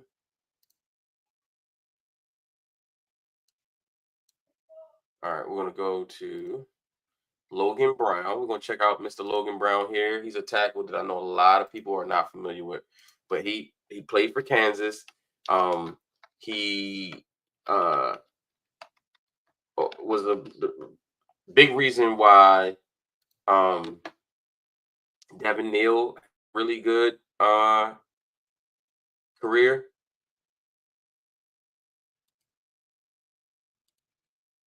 Really good run blocker. And we're going to check him out. I think he can play guard in the next level as well.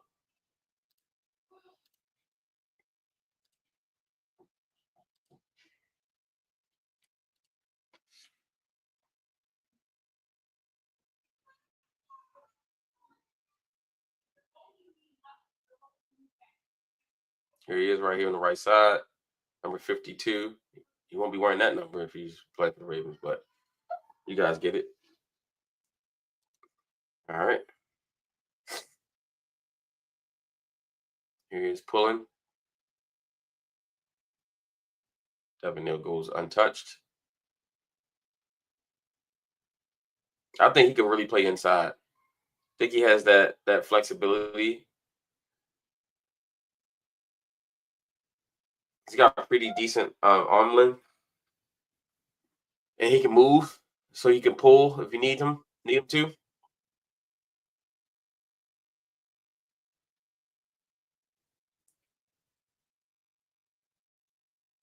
Devin Neal is such a good running back, man.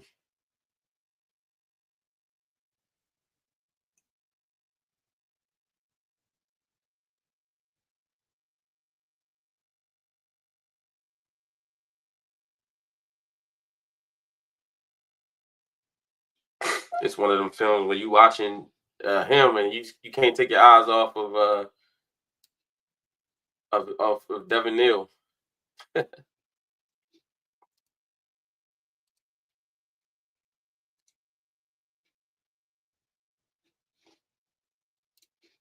right, so I want to do one more video of I think that one really did him justice. Let's do one more.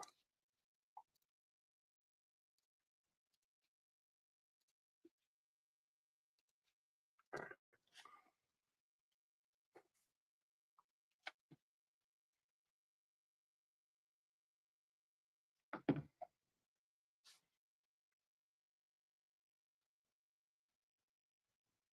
As you see him peel and get to the next level, it's not hard to imagine him playing guard at the next level.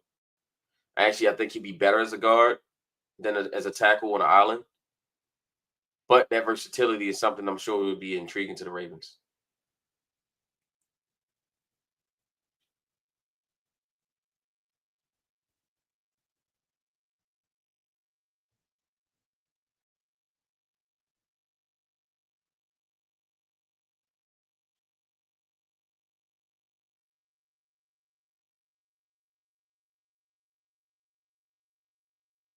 I think he'd be a great pick for the Ravens. Slam dunk. Just ability to move in small spaces. Right here, as you see him pulling, that's exactly what he would do in the Ravens as a guard. Next level, climbing up to the second level. You love that.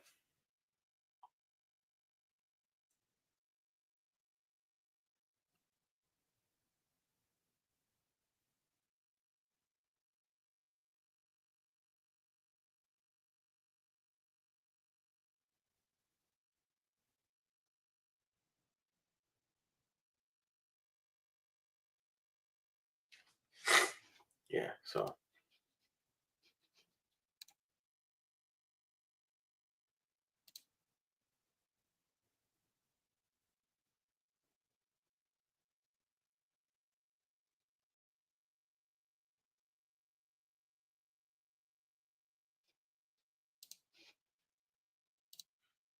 All right, so move forward. Next prospect we got was Zah Frazier, big corner from UTSA.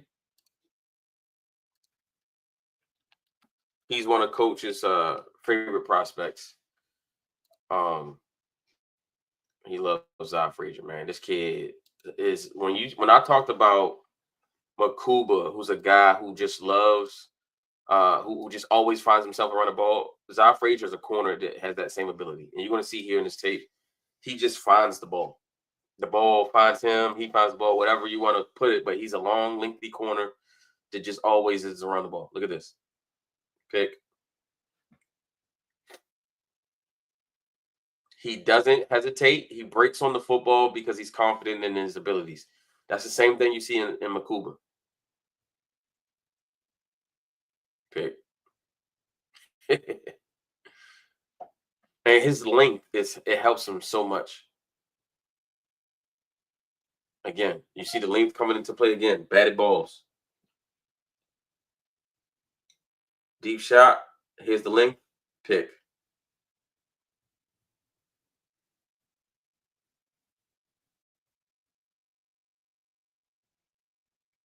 See this one? Deep shot. And the ball just finds him, man. Like, there's some guys that they're just a magnet for the football. You get Makuba on this defense and Zai Frazier. Look at that break. Our ability to create turnovers go up immensely. Pick. Like, Marlon led the team in interceptions last year, and that's a problem because Marlon's not known to be a guy who takes the ball away. And the fact that he had to step up to that point because no one else would, that lets us know we need to get better at that. Look at that. That length coming in again. He just takes the ball away from the receiver. Even though the receiver had a step on him, he still came over the top because of the long arms. Here he is again.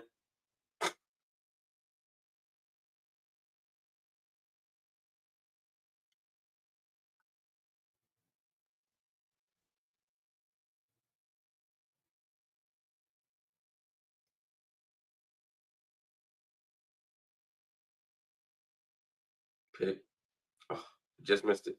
But you see the height, you see the size, you see the length. Be a great pick for the Ravens. Or any team for that matter. All right, next prospect. We went to Dylan Fairchild, guard from Georgia. Listen, if I needed a new offensive line, I would just draft the entire Georgia offensive line, if I'm being honest. That's how good they were.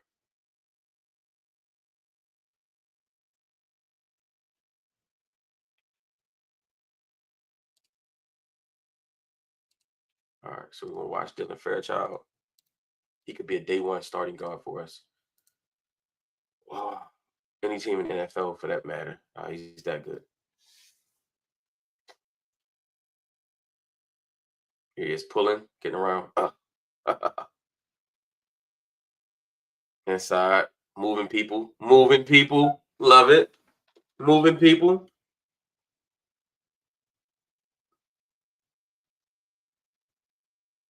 Pass protection, set in the pocket. Quarterback got time. I don't know where he was throwing it, but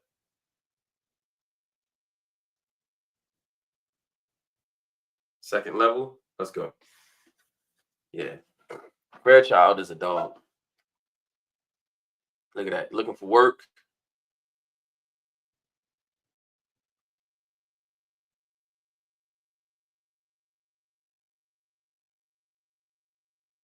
Yeah, he's a baller. Love Fairchild, man. This is exactly what you want in a later round guard. That's what you want. That's what you want. I'm telling you, Ravens have this draft, man. They might be in the championship game.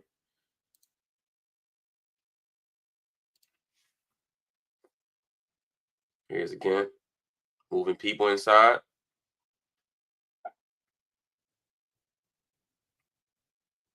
He's just stout, man. He's really good in pass protection. Really good in run blocking. He's just stout.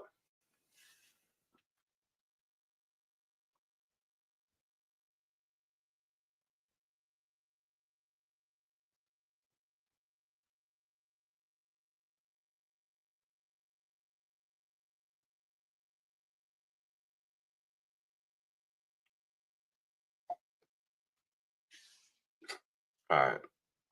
After Fairchild, we went with Ty Robinson. Moving here. Nebraska. Jumbo size edge rusher. I say edge rusher. He played interior in the college, but I think in the NFL he'll be on the edge. Jumbo size, pronomic fee, Tavius Robinson type of guy.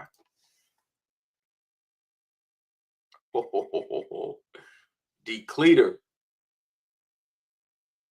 Here he is on the edge, slicing in, making a tackle.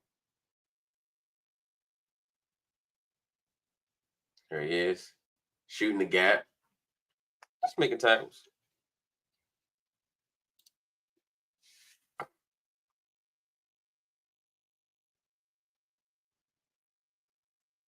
Ty Robinson is a dog.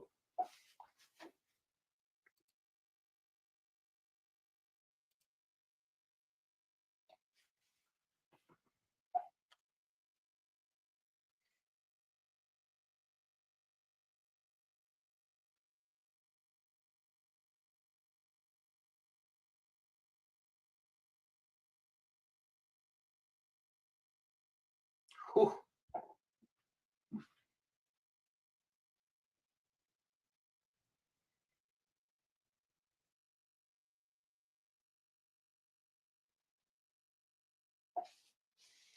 It's a big boy. All right, so then we go from Ty Robinson, we go to Holland Pierce. Massive tackle from Rutgers. And as you can see, this draft has a theme. Massive people, big guys. You know, we all know the Ravens profile. Big guys who just can move people.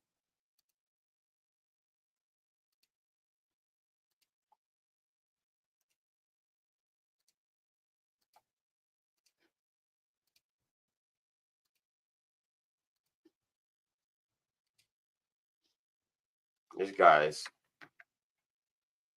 large. This guy's humongous, man. Just a big dude.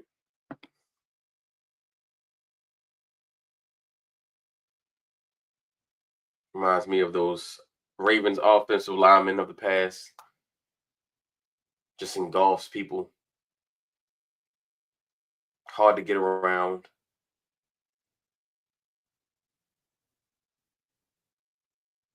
He was at the East-West Shrine Bowl, and he just dominated people down there.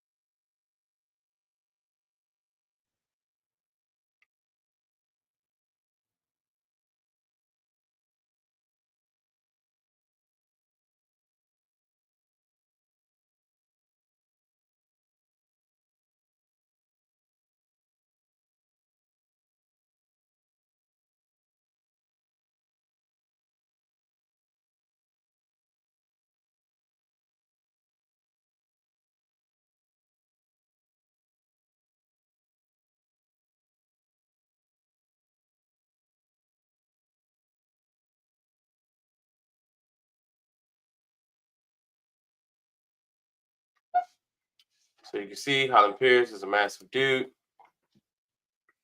I think he'd fit perfect. Then we got Jordan James, running back, exciting guy. I compare him. He reminds me a lot of like Marshawn Lynch, in the way that he just runs the football. Just powerful guy.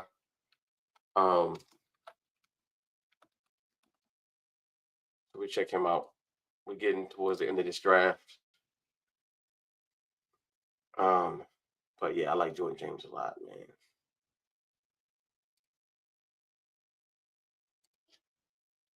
He's got a lot of Marshawn to his game. He'd be a nice fit for the Ravens in later rounds. Here we go.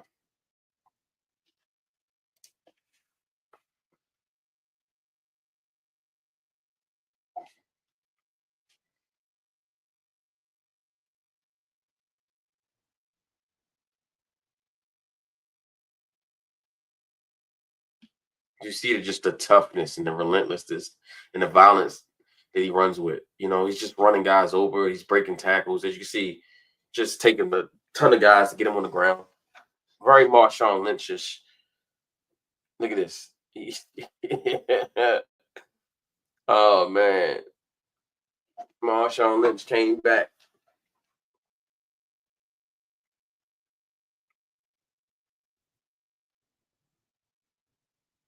He got some ability in the receiving game. Just a tough tackle.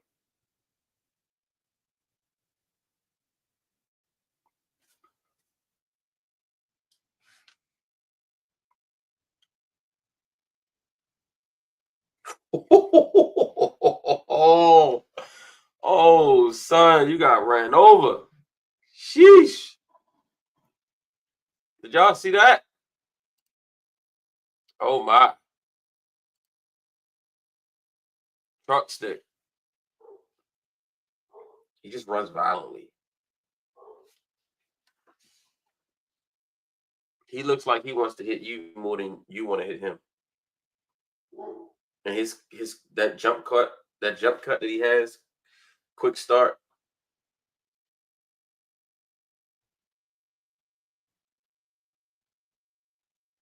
Next level. Gone.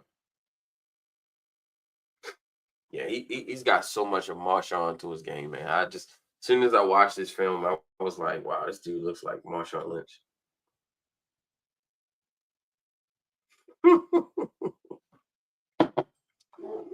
James, that's somebody's child. That's somebody's baby. Somebody's husband you just ran over.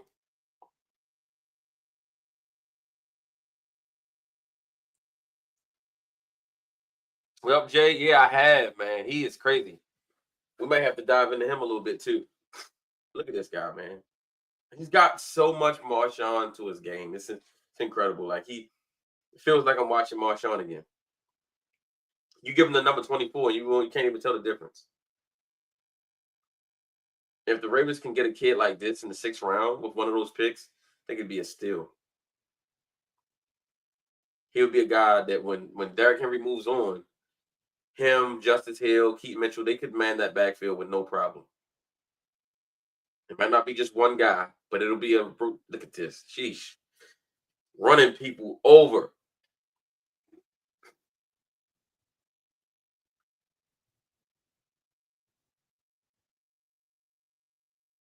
And he just finds the end zone. Got a nose for the end zone.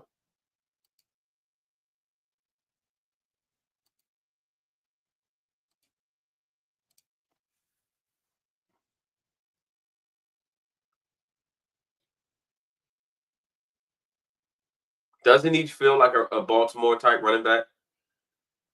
Just be honest. As you watching this, you just like, I can see this guy in Baltimore. Like he feels like that J.K. Dobbins, that Ray Rice, that Jamal Lewis, that just guys that they've had in the past. Guys who just run hard.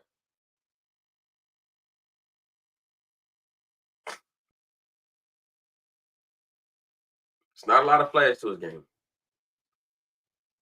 Straight hard-nosed football, running downhill,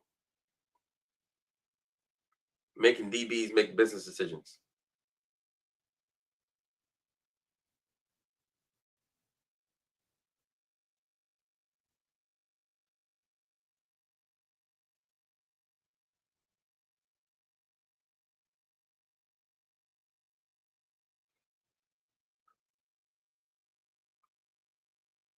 Shows the soft hands in the receiving game.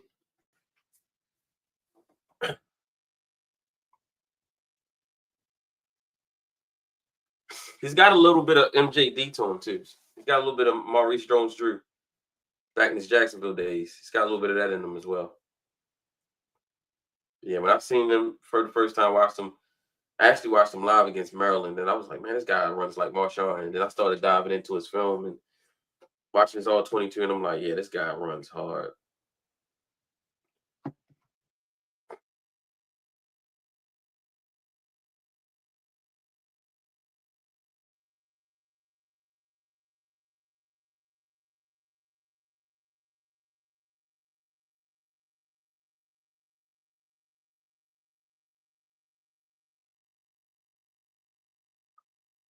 Yeah. Look at that. Just running people. That's all. He just wants to inflict punishment on people. Bernard Pierce, that's a good one. Bernard Pierce was also a tough runner. All right, so then after Jordan James, we went to Smile Monday. This was our last pick of the 7th-round mock draft. Linebacker from Georgia. This will be our second Georgia player taken.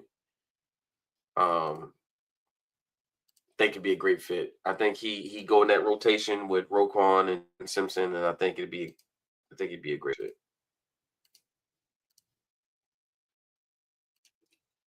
All right, so we go to Monday here.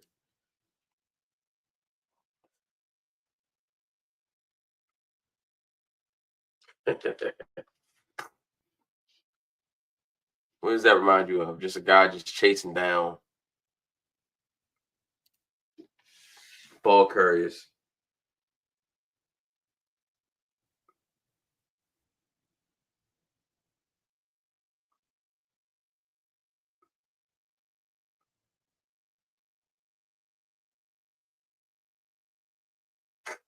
You see the break?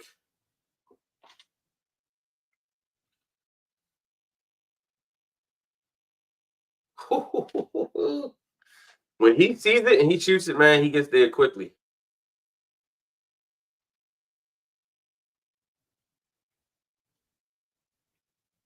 He doesn't hesitate. When he sees it, man, he goes.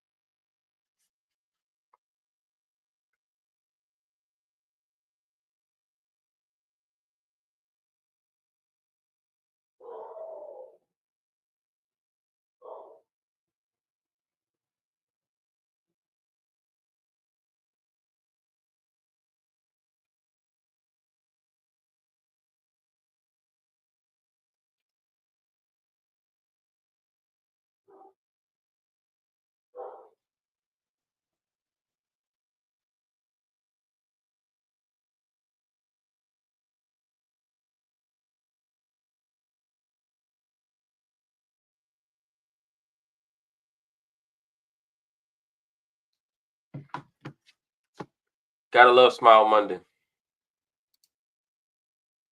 All right, so Tyrion Ingram Dawkins, I like him as well. You bringing out some names for me. All right, so that way you guys can see the mock. This is what we just did. We started off, we went back-to-back D linemen, right? Because we talked about this early in the space. What would it look like if the Ravens went back-to-back interior D linemen? That is the strength of this draft. The edge rush class is something I'm just not very impressed with. I don't think this is a great edge class. And so when you look at the interior D lineman, it's really good. And why not double dip at a position that's really, really good? That's the best in the entire draft. So you go Derek Harmon with the first round, you go Omar Norman Lott in the second round, and then third you get your elite ball hawking safety in Andrew Makuba, followed by your speed vertical deep threat Kyle Williams in the fourth round, and Logan Brown, a tackle from Kansas as well. Then we follow that with Zai Frazier, lengthy corner from UTSA with good ball skills. You get Dylan Fairchild, the guard from Georgia. The sixth round, along with Ty Robinson, jumbo edge / D lineman with Nebraska. Holland Pierce, massive tackle from Rutgers. You get baby Marshawn Lynch and Jordan James out of Oregon and pick 212 in the round 6. And then you get a rotational linebacker and Smile Munden Jr. From Georgia with your 7th round pick. You get a B+ for a draft like this. What do you guys say? Like, what would be your grade on a draft like this? This would be basically going where the talent is. Like, just my idea with this draft is just, hey, man, go where the strength of the draft is. If the strength is in the interior D-line and the safeties, the receivers, and, like, just in the O-line, just draft those players. It doesn't make sense to draft players at a weak position versus great players or good players at a strong position. Life of a King says, do you think Ravens would ever consider Carson Schlesinger in the first round?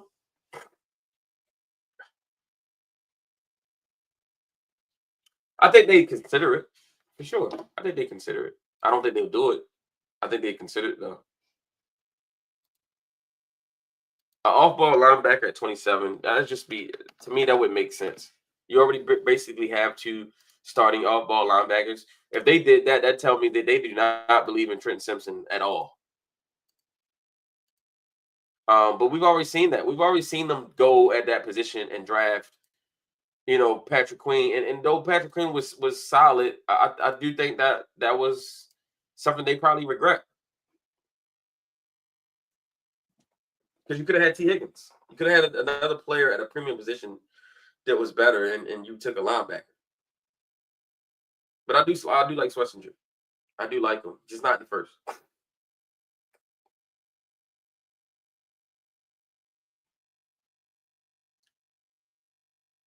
I think with the amount of money you got tied up in Roquan and the 3rd round pick that you've invested in Trenton Simpson, to then take another off-ball linebacker in the 1st round, to me, I just think that would just be a bad allocation of resources for your defense. But I think Schlesinger is a dog, though. Don't get me wrong. He's a dog. And unless you feel like you're going to give Roquan 1 or 2 more years and then you're going to move on from him, and then your linebackers will be Schlesinger and Trent Simpson, then maybe I can see that. But, if they took him in to just tell me what they feel about their current group, like maybe they don't feel like Roquan's the long-term answer, or maybe they don't think Trent Simpson's the short-term answer.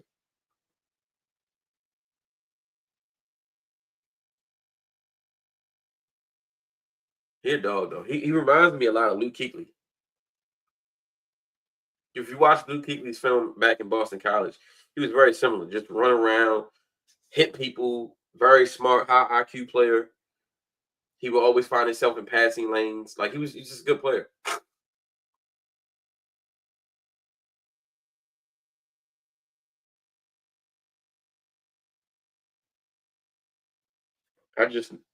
With the amount of resources they have tied up in that position, to draft another player in the 1st round at that position, I don't know.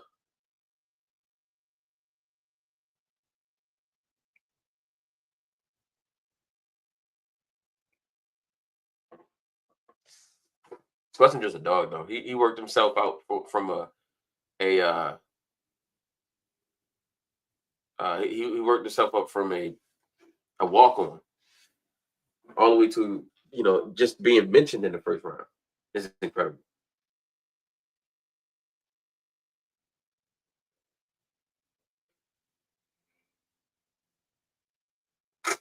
Here's some special teams. The Ravens are going to love this.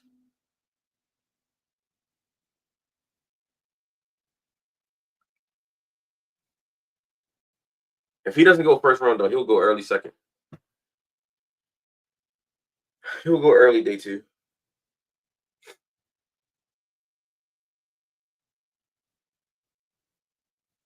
Now, if the Ravens were to trade back, I'd be interested in him.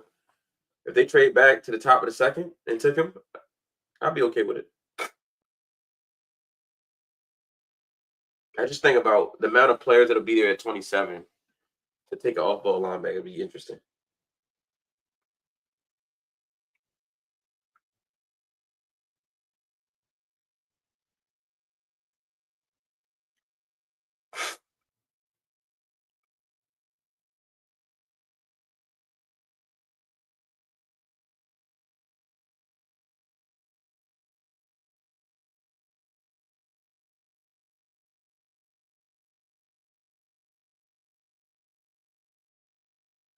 who knows, man? They might be looking and saying, when we had PQ and Roquan and how they played together so well and at such a high elite level, getting another guy, elite off-ball linebacker to put next to Roquan, maybe that might be something that they might feel could elevate the defense. I'm not sure, but I think 27 would be a bit of a reach, though, in my opinion. So I want to do another mock here with you guys. And this one, the idea with this one is going to be to go with Luther Burden. Because if you follow me on Twitter, I've been really pushing Luther Burden recently because I think Luther is a guy that people have slept on for far too long. And I think he possesses the ability to be a difference maker at receiver. Receiver is a position that is it's a really low key need for the Ravens. Like when you think about D-Hop 1 year deal, Tylan Wallace 1 year deal, you think about Bateman has 1 more year after this year, but he's only making $5 million next year, which means if Bateman has as good a year as he did last year or better, he's going to want a raise. He's going to want an extension. He's going to want to get more money. And I don't know if the Ravens will be willing to do that because if Zay has another 1,000-yard receiving season, Zay's going to be the priority for the team. And I just don't think they'll pay both of them. So what the Ravens have always been done good is drafting the guy to replace the guy while the guy's still there. Right? You got Bateman there. You got Zay there. Bateman's got 1 more year after this. So you draft Luther to eventually replace Bateman once Bateman moves on. That way you keep from having to spend big money at the position with multiple players, right? You don't mind paying one guy, but you got to pay multiple guys in this situation. So this way you draft him. He'll be a number 3 or number 4 receiver at worst, right? Either be he at 3 or D-Hop at 3, whichever one it'll be at 4, however that works, right? But that makes your receiving core stronger.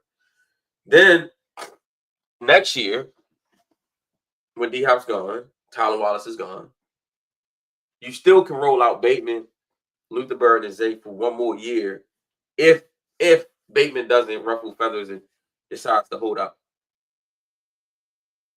Right? So you got that. And then I think on top of it, he can operate as a kick returner. So there's a lot to like about the idea. So let's go through that and see what a mock draft featuring Luther Burden will look like. So here we go. And just like we always see, who's at the top of the board? Luther Burden. Luther Burden is the top available player. So it's not even a reach. Luther Burden is right there. It's funny because Mario Hampton is here. And someone asked me about Mario Hampton earlier. James Pierce is here. He's a little raw, but we're going to go with Luther here. Welcome to the Ravens, Mr. Burden. All right. Then we're going to go, and now we're going to go and do our D tackles, right?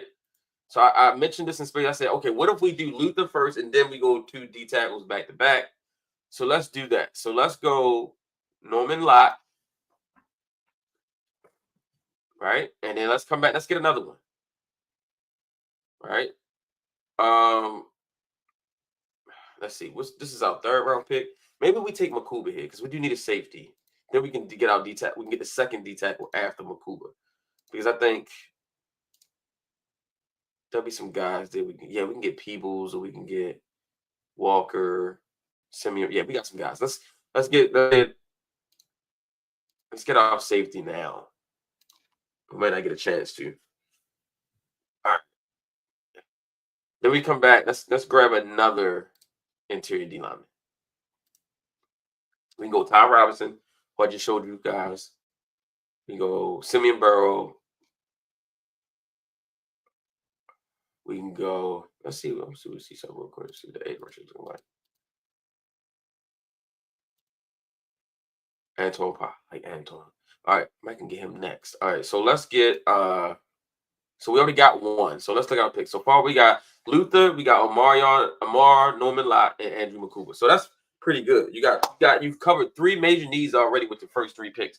You got an elite potential number 1 type receiver. You got a disruptor inside who can play on the edge a little bit, and on Norman Lott, and then you got a elite ball hawking safety and Makuba. So now we can come back 4th round, and we can go.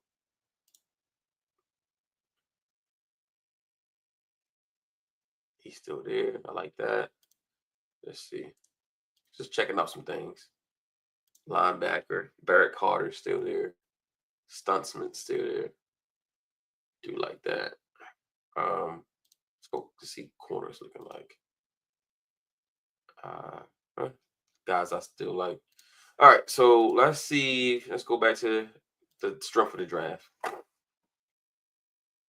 and let's go. Do we go Ty Robinson, or do we go all the way down the board? See, they don't have these players ranked right, because I do think Simeon Burrow should be ranked way higher than 236. That's kind of crazy.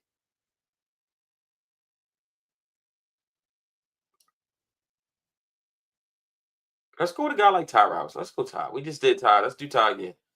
Pair him with Norman Lott again. All right. So we got Ty. And we come back. I don't know why Kyle Williams keeps falling. I don't think this is happening in real life. All right. So we got Ty. Let's see if we can go get that off-ball linebacker we were talking about. Let's see if we can get Danny Stutzman. I like Stutzman here. Let me see. Any better value at something else? Let's see who's the top players. Savion Jones, edge from LSU.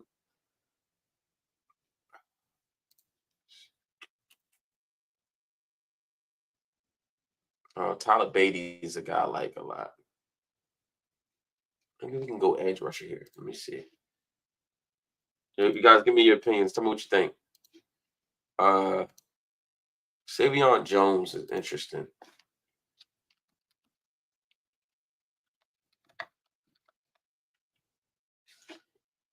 So what you guys think, Mr. Savion?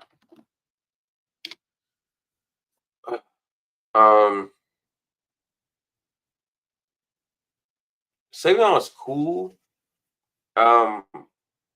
Give you some versatility. He's, a little longer guy. Kind of reminds me of Adisa Isaac from last year. Tyler Beatty's he's a guy that reminds me of a Raven. He really does.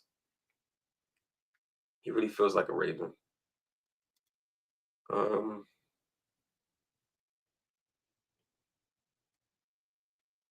See what the tackles are given. Oh, we got Chase Lunt.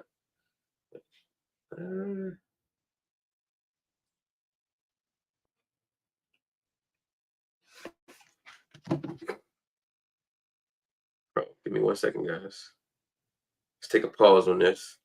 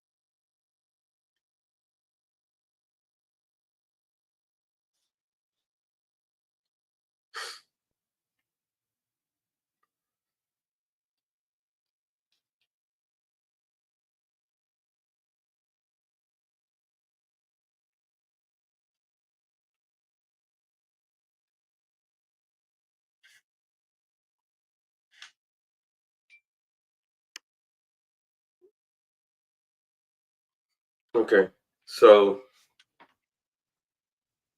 what if we took Emory Jones here? I like Emory Jones. I know they're saying it's a reach, but I don't care what they say. I like Emory Jones a lot. So let's go get Emory Jones here. And then we can come back and we can get a guard. Let's get guard. Let's go get a guard. Let's go get Fairchild again. Okay. Then we can come back and we back on the board again.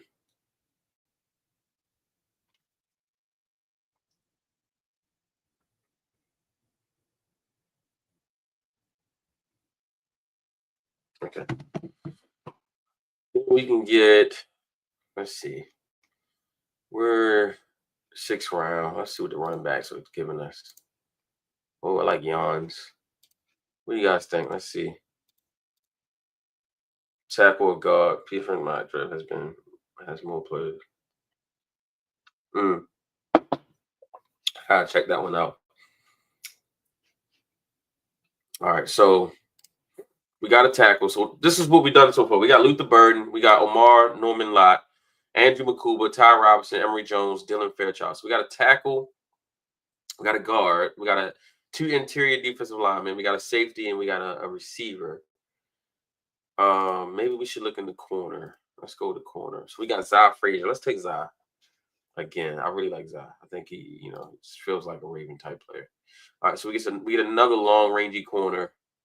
Then we can come back and we can look at that running back spot again. Ollie Gordon's there. Let's take a big, powerful running back like Ollie Gordon. Right? And let's double dip at something. We got a couple 6th round picks here. Did we get a linebacker? Oh, we didn't get a linebacker. We passed on a linebacker, didn't we? Yes, we did, because I said I was going to come back. All right, so we still got Smile Monday in the bag. We got Buchanan from Cal. I do like Buchanan. And I think you just mentioned, didn't you mention Teddy?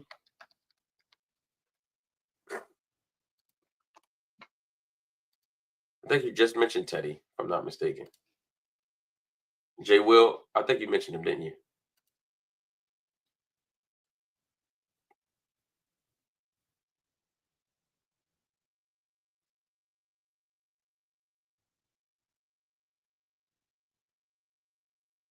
I like Teddy. Teddy's a see-ball, get ball type of guy.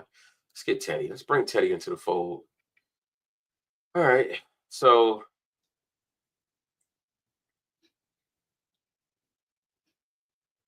all right.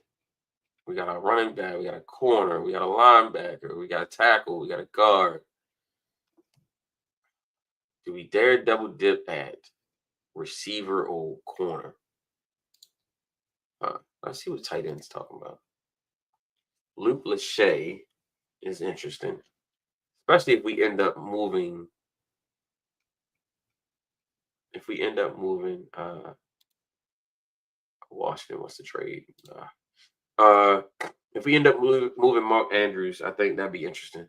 But we're not doing trade right now. Let's just stick with what we got. And there's some interesting safeties.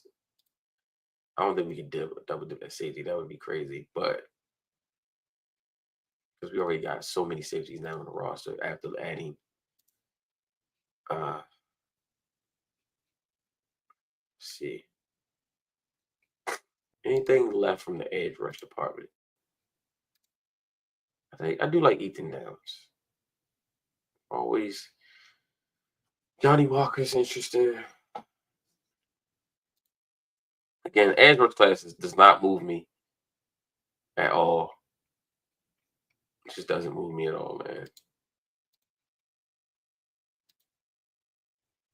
I do like Jason Marshall. I do like Nico Reed. So maybe we double dip at corner because, you can never have enough corners. And plus, I don't think Jalen Armour Davis is going to make the roster this year. I don't think he's going to make the team this year. So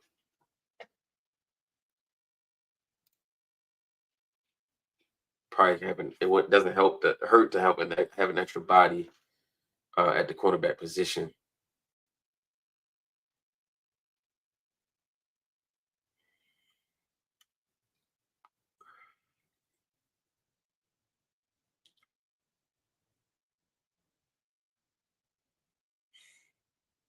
Let's see. I think we're going to go with Nico. Let's go with Nico, man. Let's go Nico Reed. Let's double dip that corner. Double dip that D line. Double dip that corner. Let's see what the receivers are talking about. Do we dare double dip that receiver? Ooh, Elijah Badger. LeJontay Wester, he's a kick returner. I think he can run kicks back if you don't want to use Luther Burden at that position. At that point, though, I don't know, though, because you would have Tylen Wallace, Tez Walker, DeAndre Hopkins, Luther Burden, Bateman, Zay. That's six. Nah. That's too many receivers at that point. I mean, you end up cutting one of them. Let's go. Let's get a kicker. Let's get a kicker this time. We went Smile Munden last time. This time we got Buchanan. Let's get a kicker. Let's go get Justin Tucker's replacement. Let's get Ryan Fitzgerald. And let's round out our 7-round mock draft here.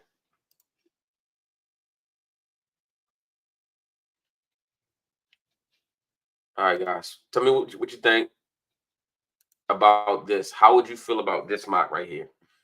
First round, Luther Burden the third. Second round, Omar Norman Lott. Third round, Andrew Makuba. Fourth round, Ty Robinson. Fourth round, Emory Jones Jr. Fifth round, Dylan Fairchild, the guard from Georgia. Sixth round, you get UTSA, Zy Frazier, and Ali Gordon, along with Teddy Buchanan and Nico Reed. And then you round out the 7th round with Ryan Fitzgerald, kicker from Florida State. They give us a B with this one. All right, so tell me, what do you guys think if the mock felt like this?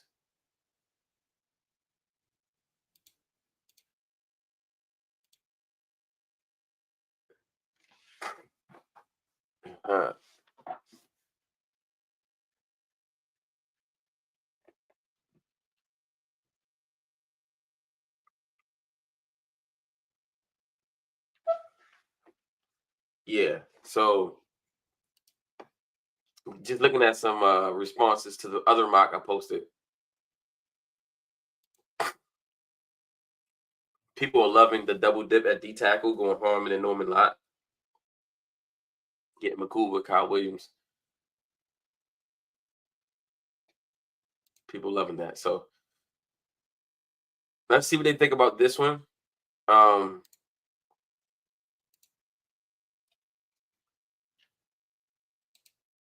Let's see if we think about this one. So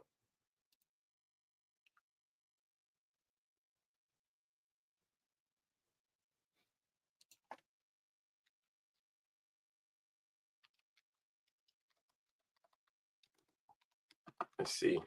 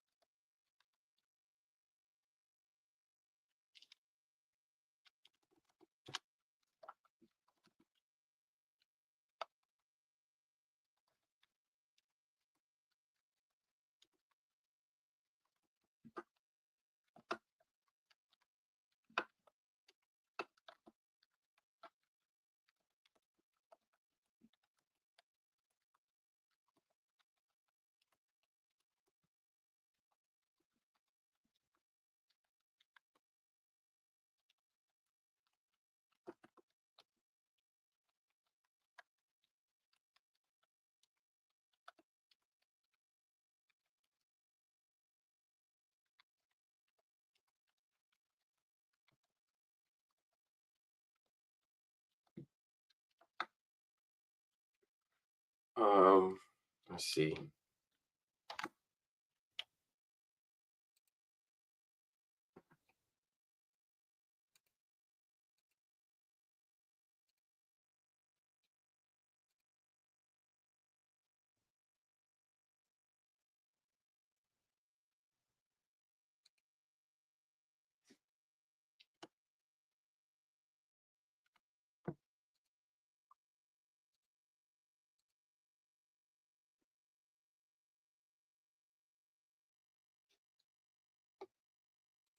All right. Get your thoughts, guys. All right. So Jalen Travis. I think this would be a crazy draft. If they get Luther Burden, somehow still get Norman Lott, Makuba, Ty Robinson, Emory Jones, Fairchild. That just these guys right here would make it's a home run draft for me. And then to be able to get Zy Frazier and Ollie Gordon later, a guy like Teddy Buchanan, who's just like the dude is just like shot out of a cannon on every play. Nico Reed has a knack for the football as well as another corner that you can add for depth. And then getting Ryan Fitzgerald as your future kicker. I think this would be an outstanding draft. What's your guys' thoughts on this draft? Ollie Gordon, like this draft features two guys that just 2 years ago were like the best players in college football. Ollie Gordon and Luther Burden. If these guys came out just in 2023, like they've been top 10, 15 picks. Ollie Gordon was where Ashton Genty is right now, where he was considered the best running back in college football.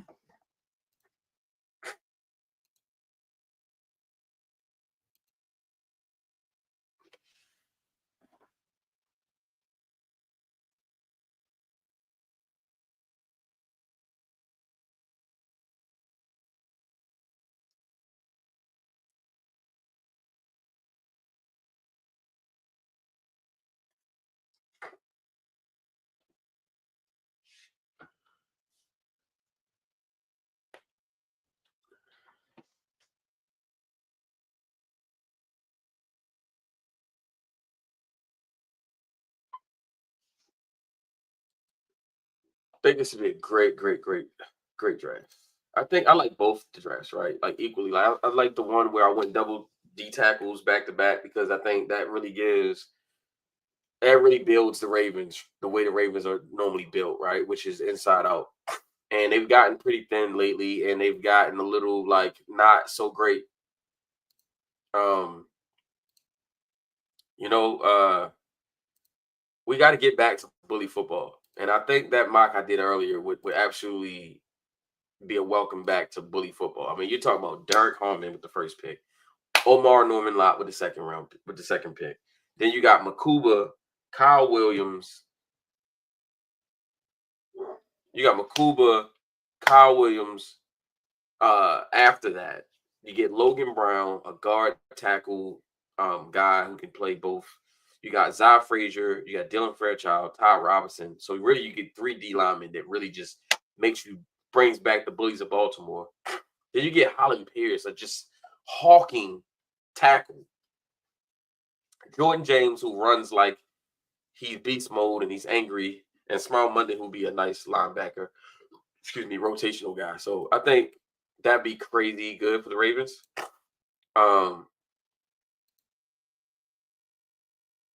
Yeah.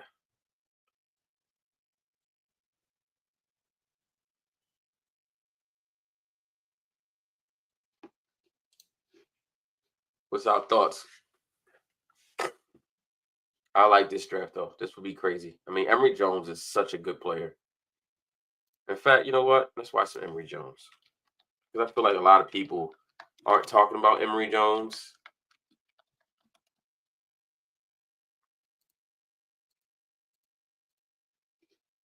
Let's talk about some Emory Jones.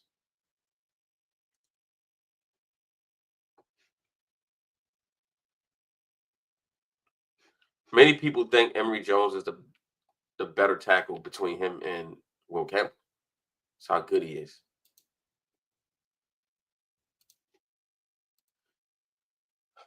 So let's check out some Emory Jones real quick.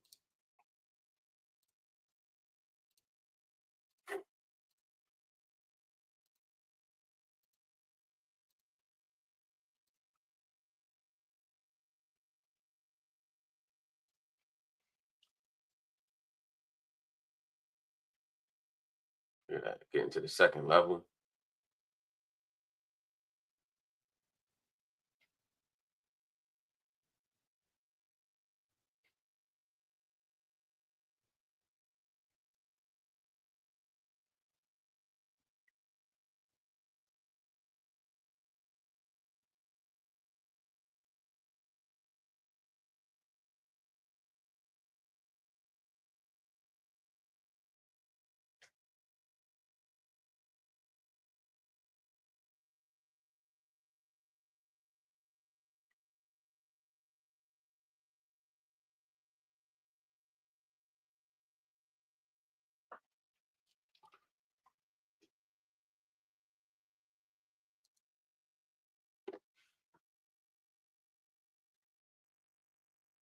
He anchors so well.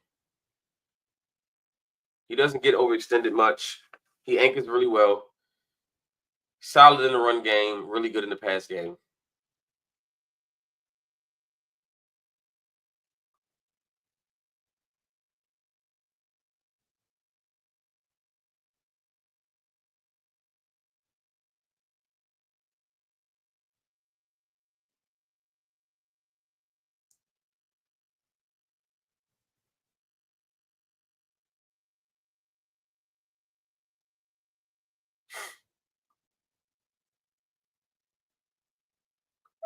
Yeah, I think he'd be solid, man. He'd be great to have in that rotation.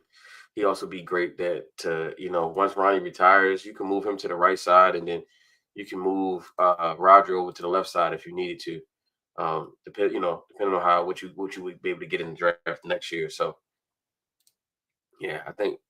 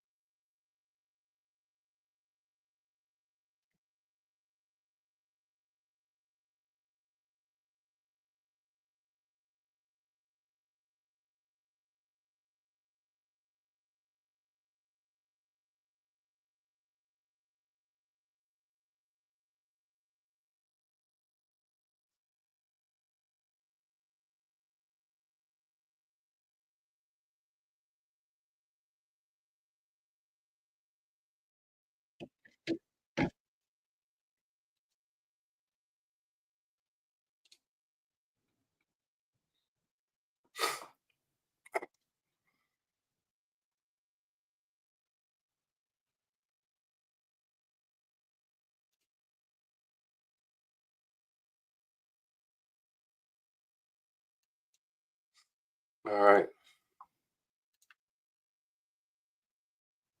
Yeah, man. Emory Jones is so good, bro. Like he just be a steal.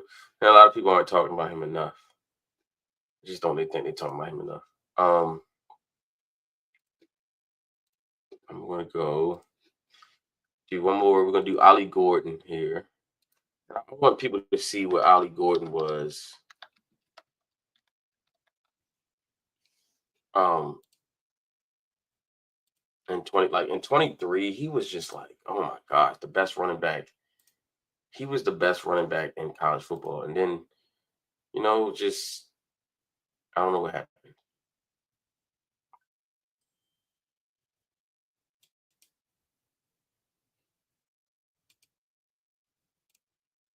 So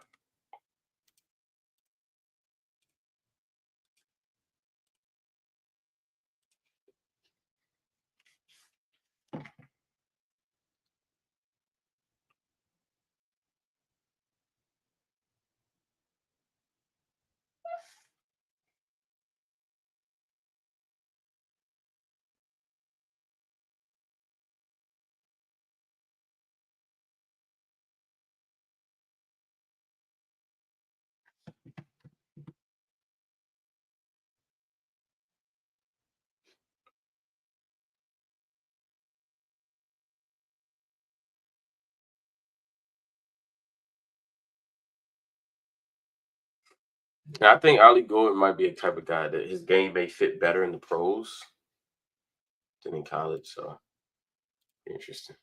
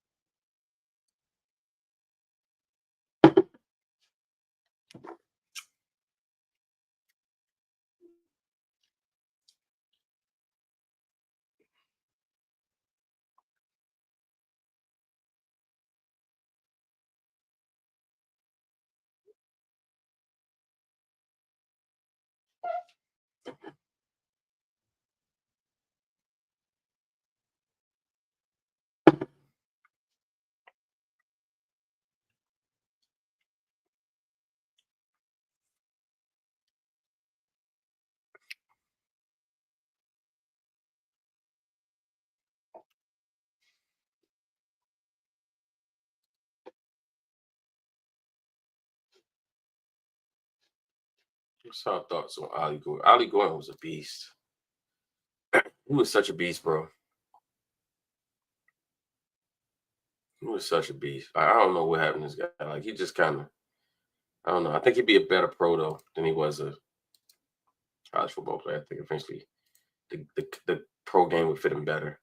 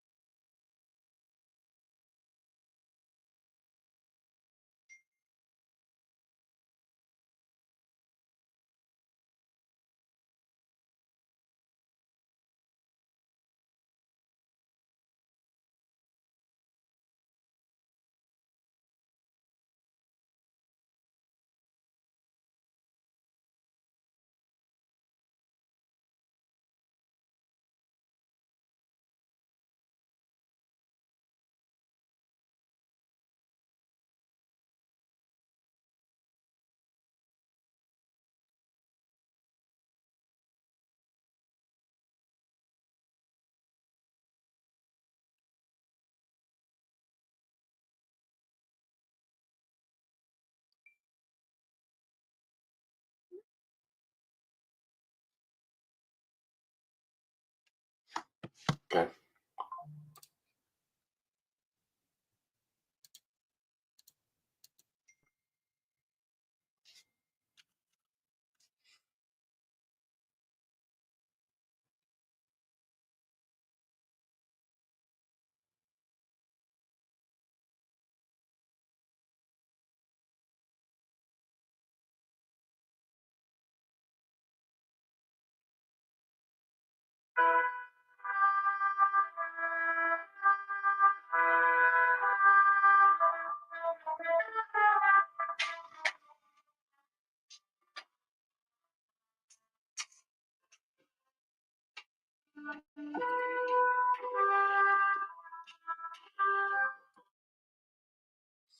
All right, y'all. So jumped into some prospects today. Talked about, did a couple of mocks. Talked about some guys I like. Some situations. Me and Coach talked earlier about some situations we think could play out involving a guy like Luther Burden, where I mean, when he gets there at 27, he might just be too good to pass up. The value just may be too good, and he is a good player. He is a guy that can be an elite receiver at the next level, and it's so funny because most Ravens fans every year they want receivers, and this is the year they're like, I don't know. I get it. Bateman and Zay had great seasons last year. Well, but Zay had a great season. Bateman had a good season. But you got to think about tomorrow as well. It's not about just today. Also, a guy like Luther would raise the floor of your receiving room, right? Instead of D-Hop being your number 4 receiver. I'm sorry, your number 3 receiver, maybe Luther is. And even if D-Hop is your number 3 receiver, Luther's your number 4 instead of Tyler Wallace being your number 4, right? So now Tyler Wallace is your number 5. Everything is in its proper place. That's how it should be. I just think that there's nothing wrong with adding and getting better at a position of strength, doubling down on a position that you believe is a strength. Right now, you might believe Zay, Bateman, and D-Hop is a strength, but it could be even more of a strength by adding a guy like this. When you look around the league, other teams are doing it, right? You look at the Bengals. They got Chase. They got Higgins. For a long time, they had Tyler Boyd as well. They went out and got Slovis. Right. And then last year they drafted what's the kid from Alabama, right? Again, building on a strength, right? Then last year, Commanders thought they had a decent receiver room, right? You got Terry McLaurin, you had Dimey Brown, no, they go out and get Debo Samuel. They add another guy. They probably draft someone this year. Chiefs, they had Rasheed Rice. They went out and got Hollywood Brown in free agency last year. And what they do? They still draft Worthy in the first round, right? You can never have enough good young receivers. Injuries happen all the time, and you're one injury away from being in the situation where the Ravens were, where they had to play Anthony Miller in the playoff game. So nothing wrong with building on a strength. So with that being said, I'm gonna bid you guys a farewell. Maybe be back on later tonight, maybe not, but I appreciate you guys rocking with me. 130 people watching right now through X. We got 129 people on X. We got YouTube, a bunch of viewers on YouTube, and then we also have Sports Freaks Podcast as well on YouTube channel. So we got quite a bit of people coming in, and we appreciate you. Thank you, and I'll be catching up with y'all soon.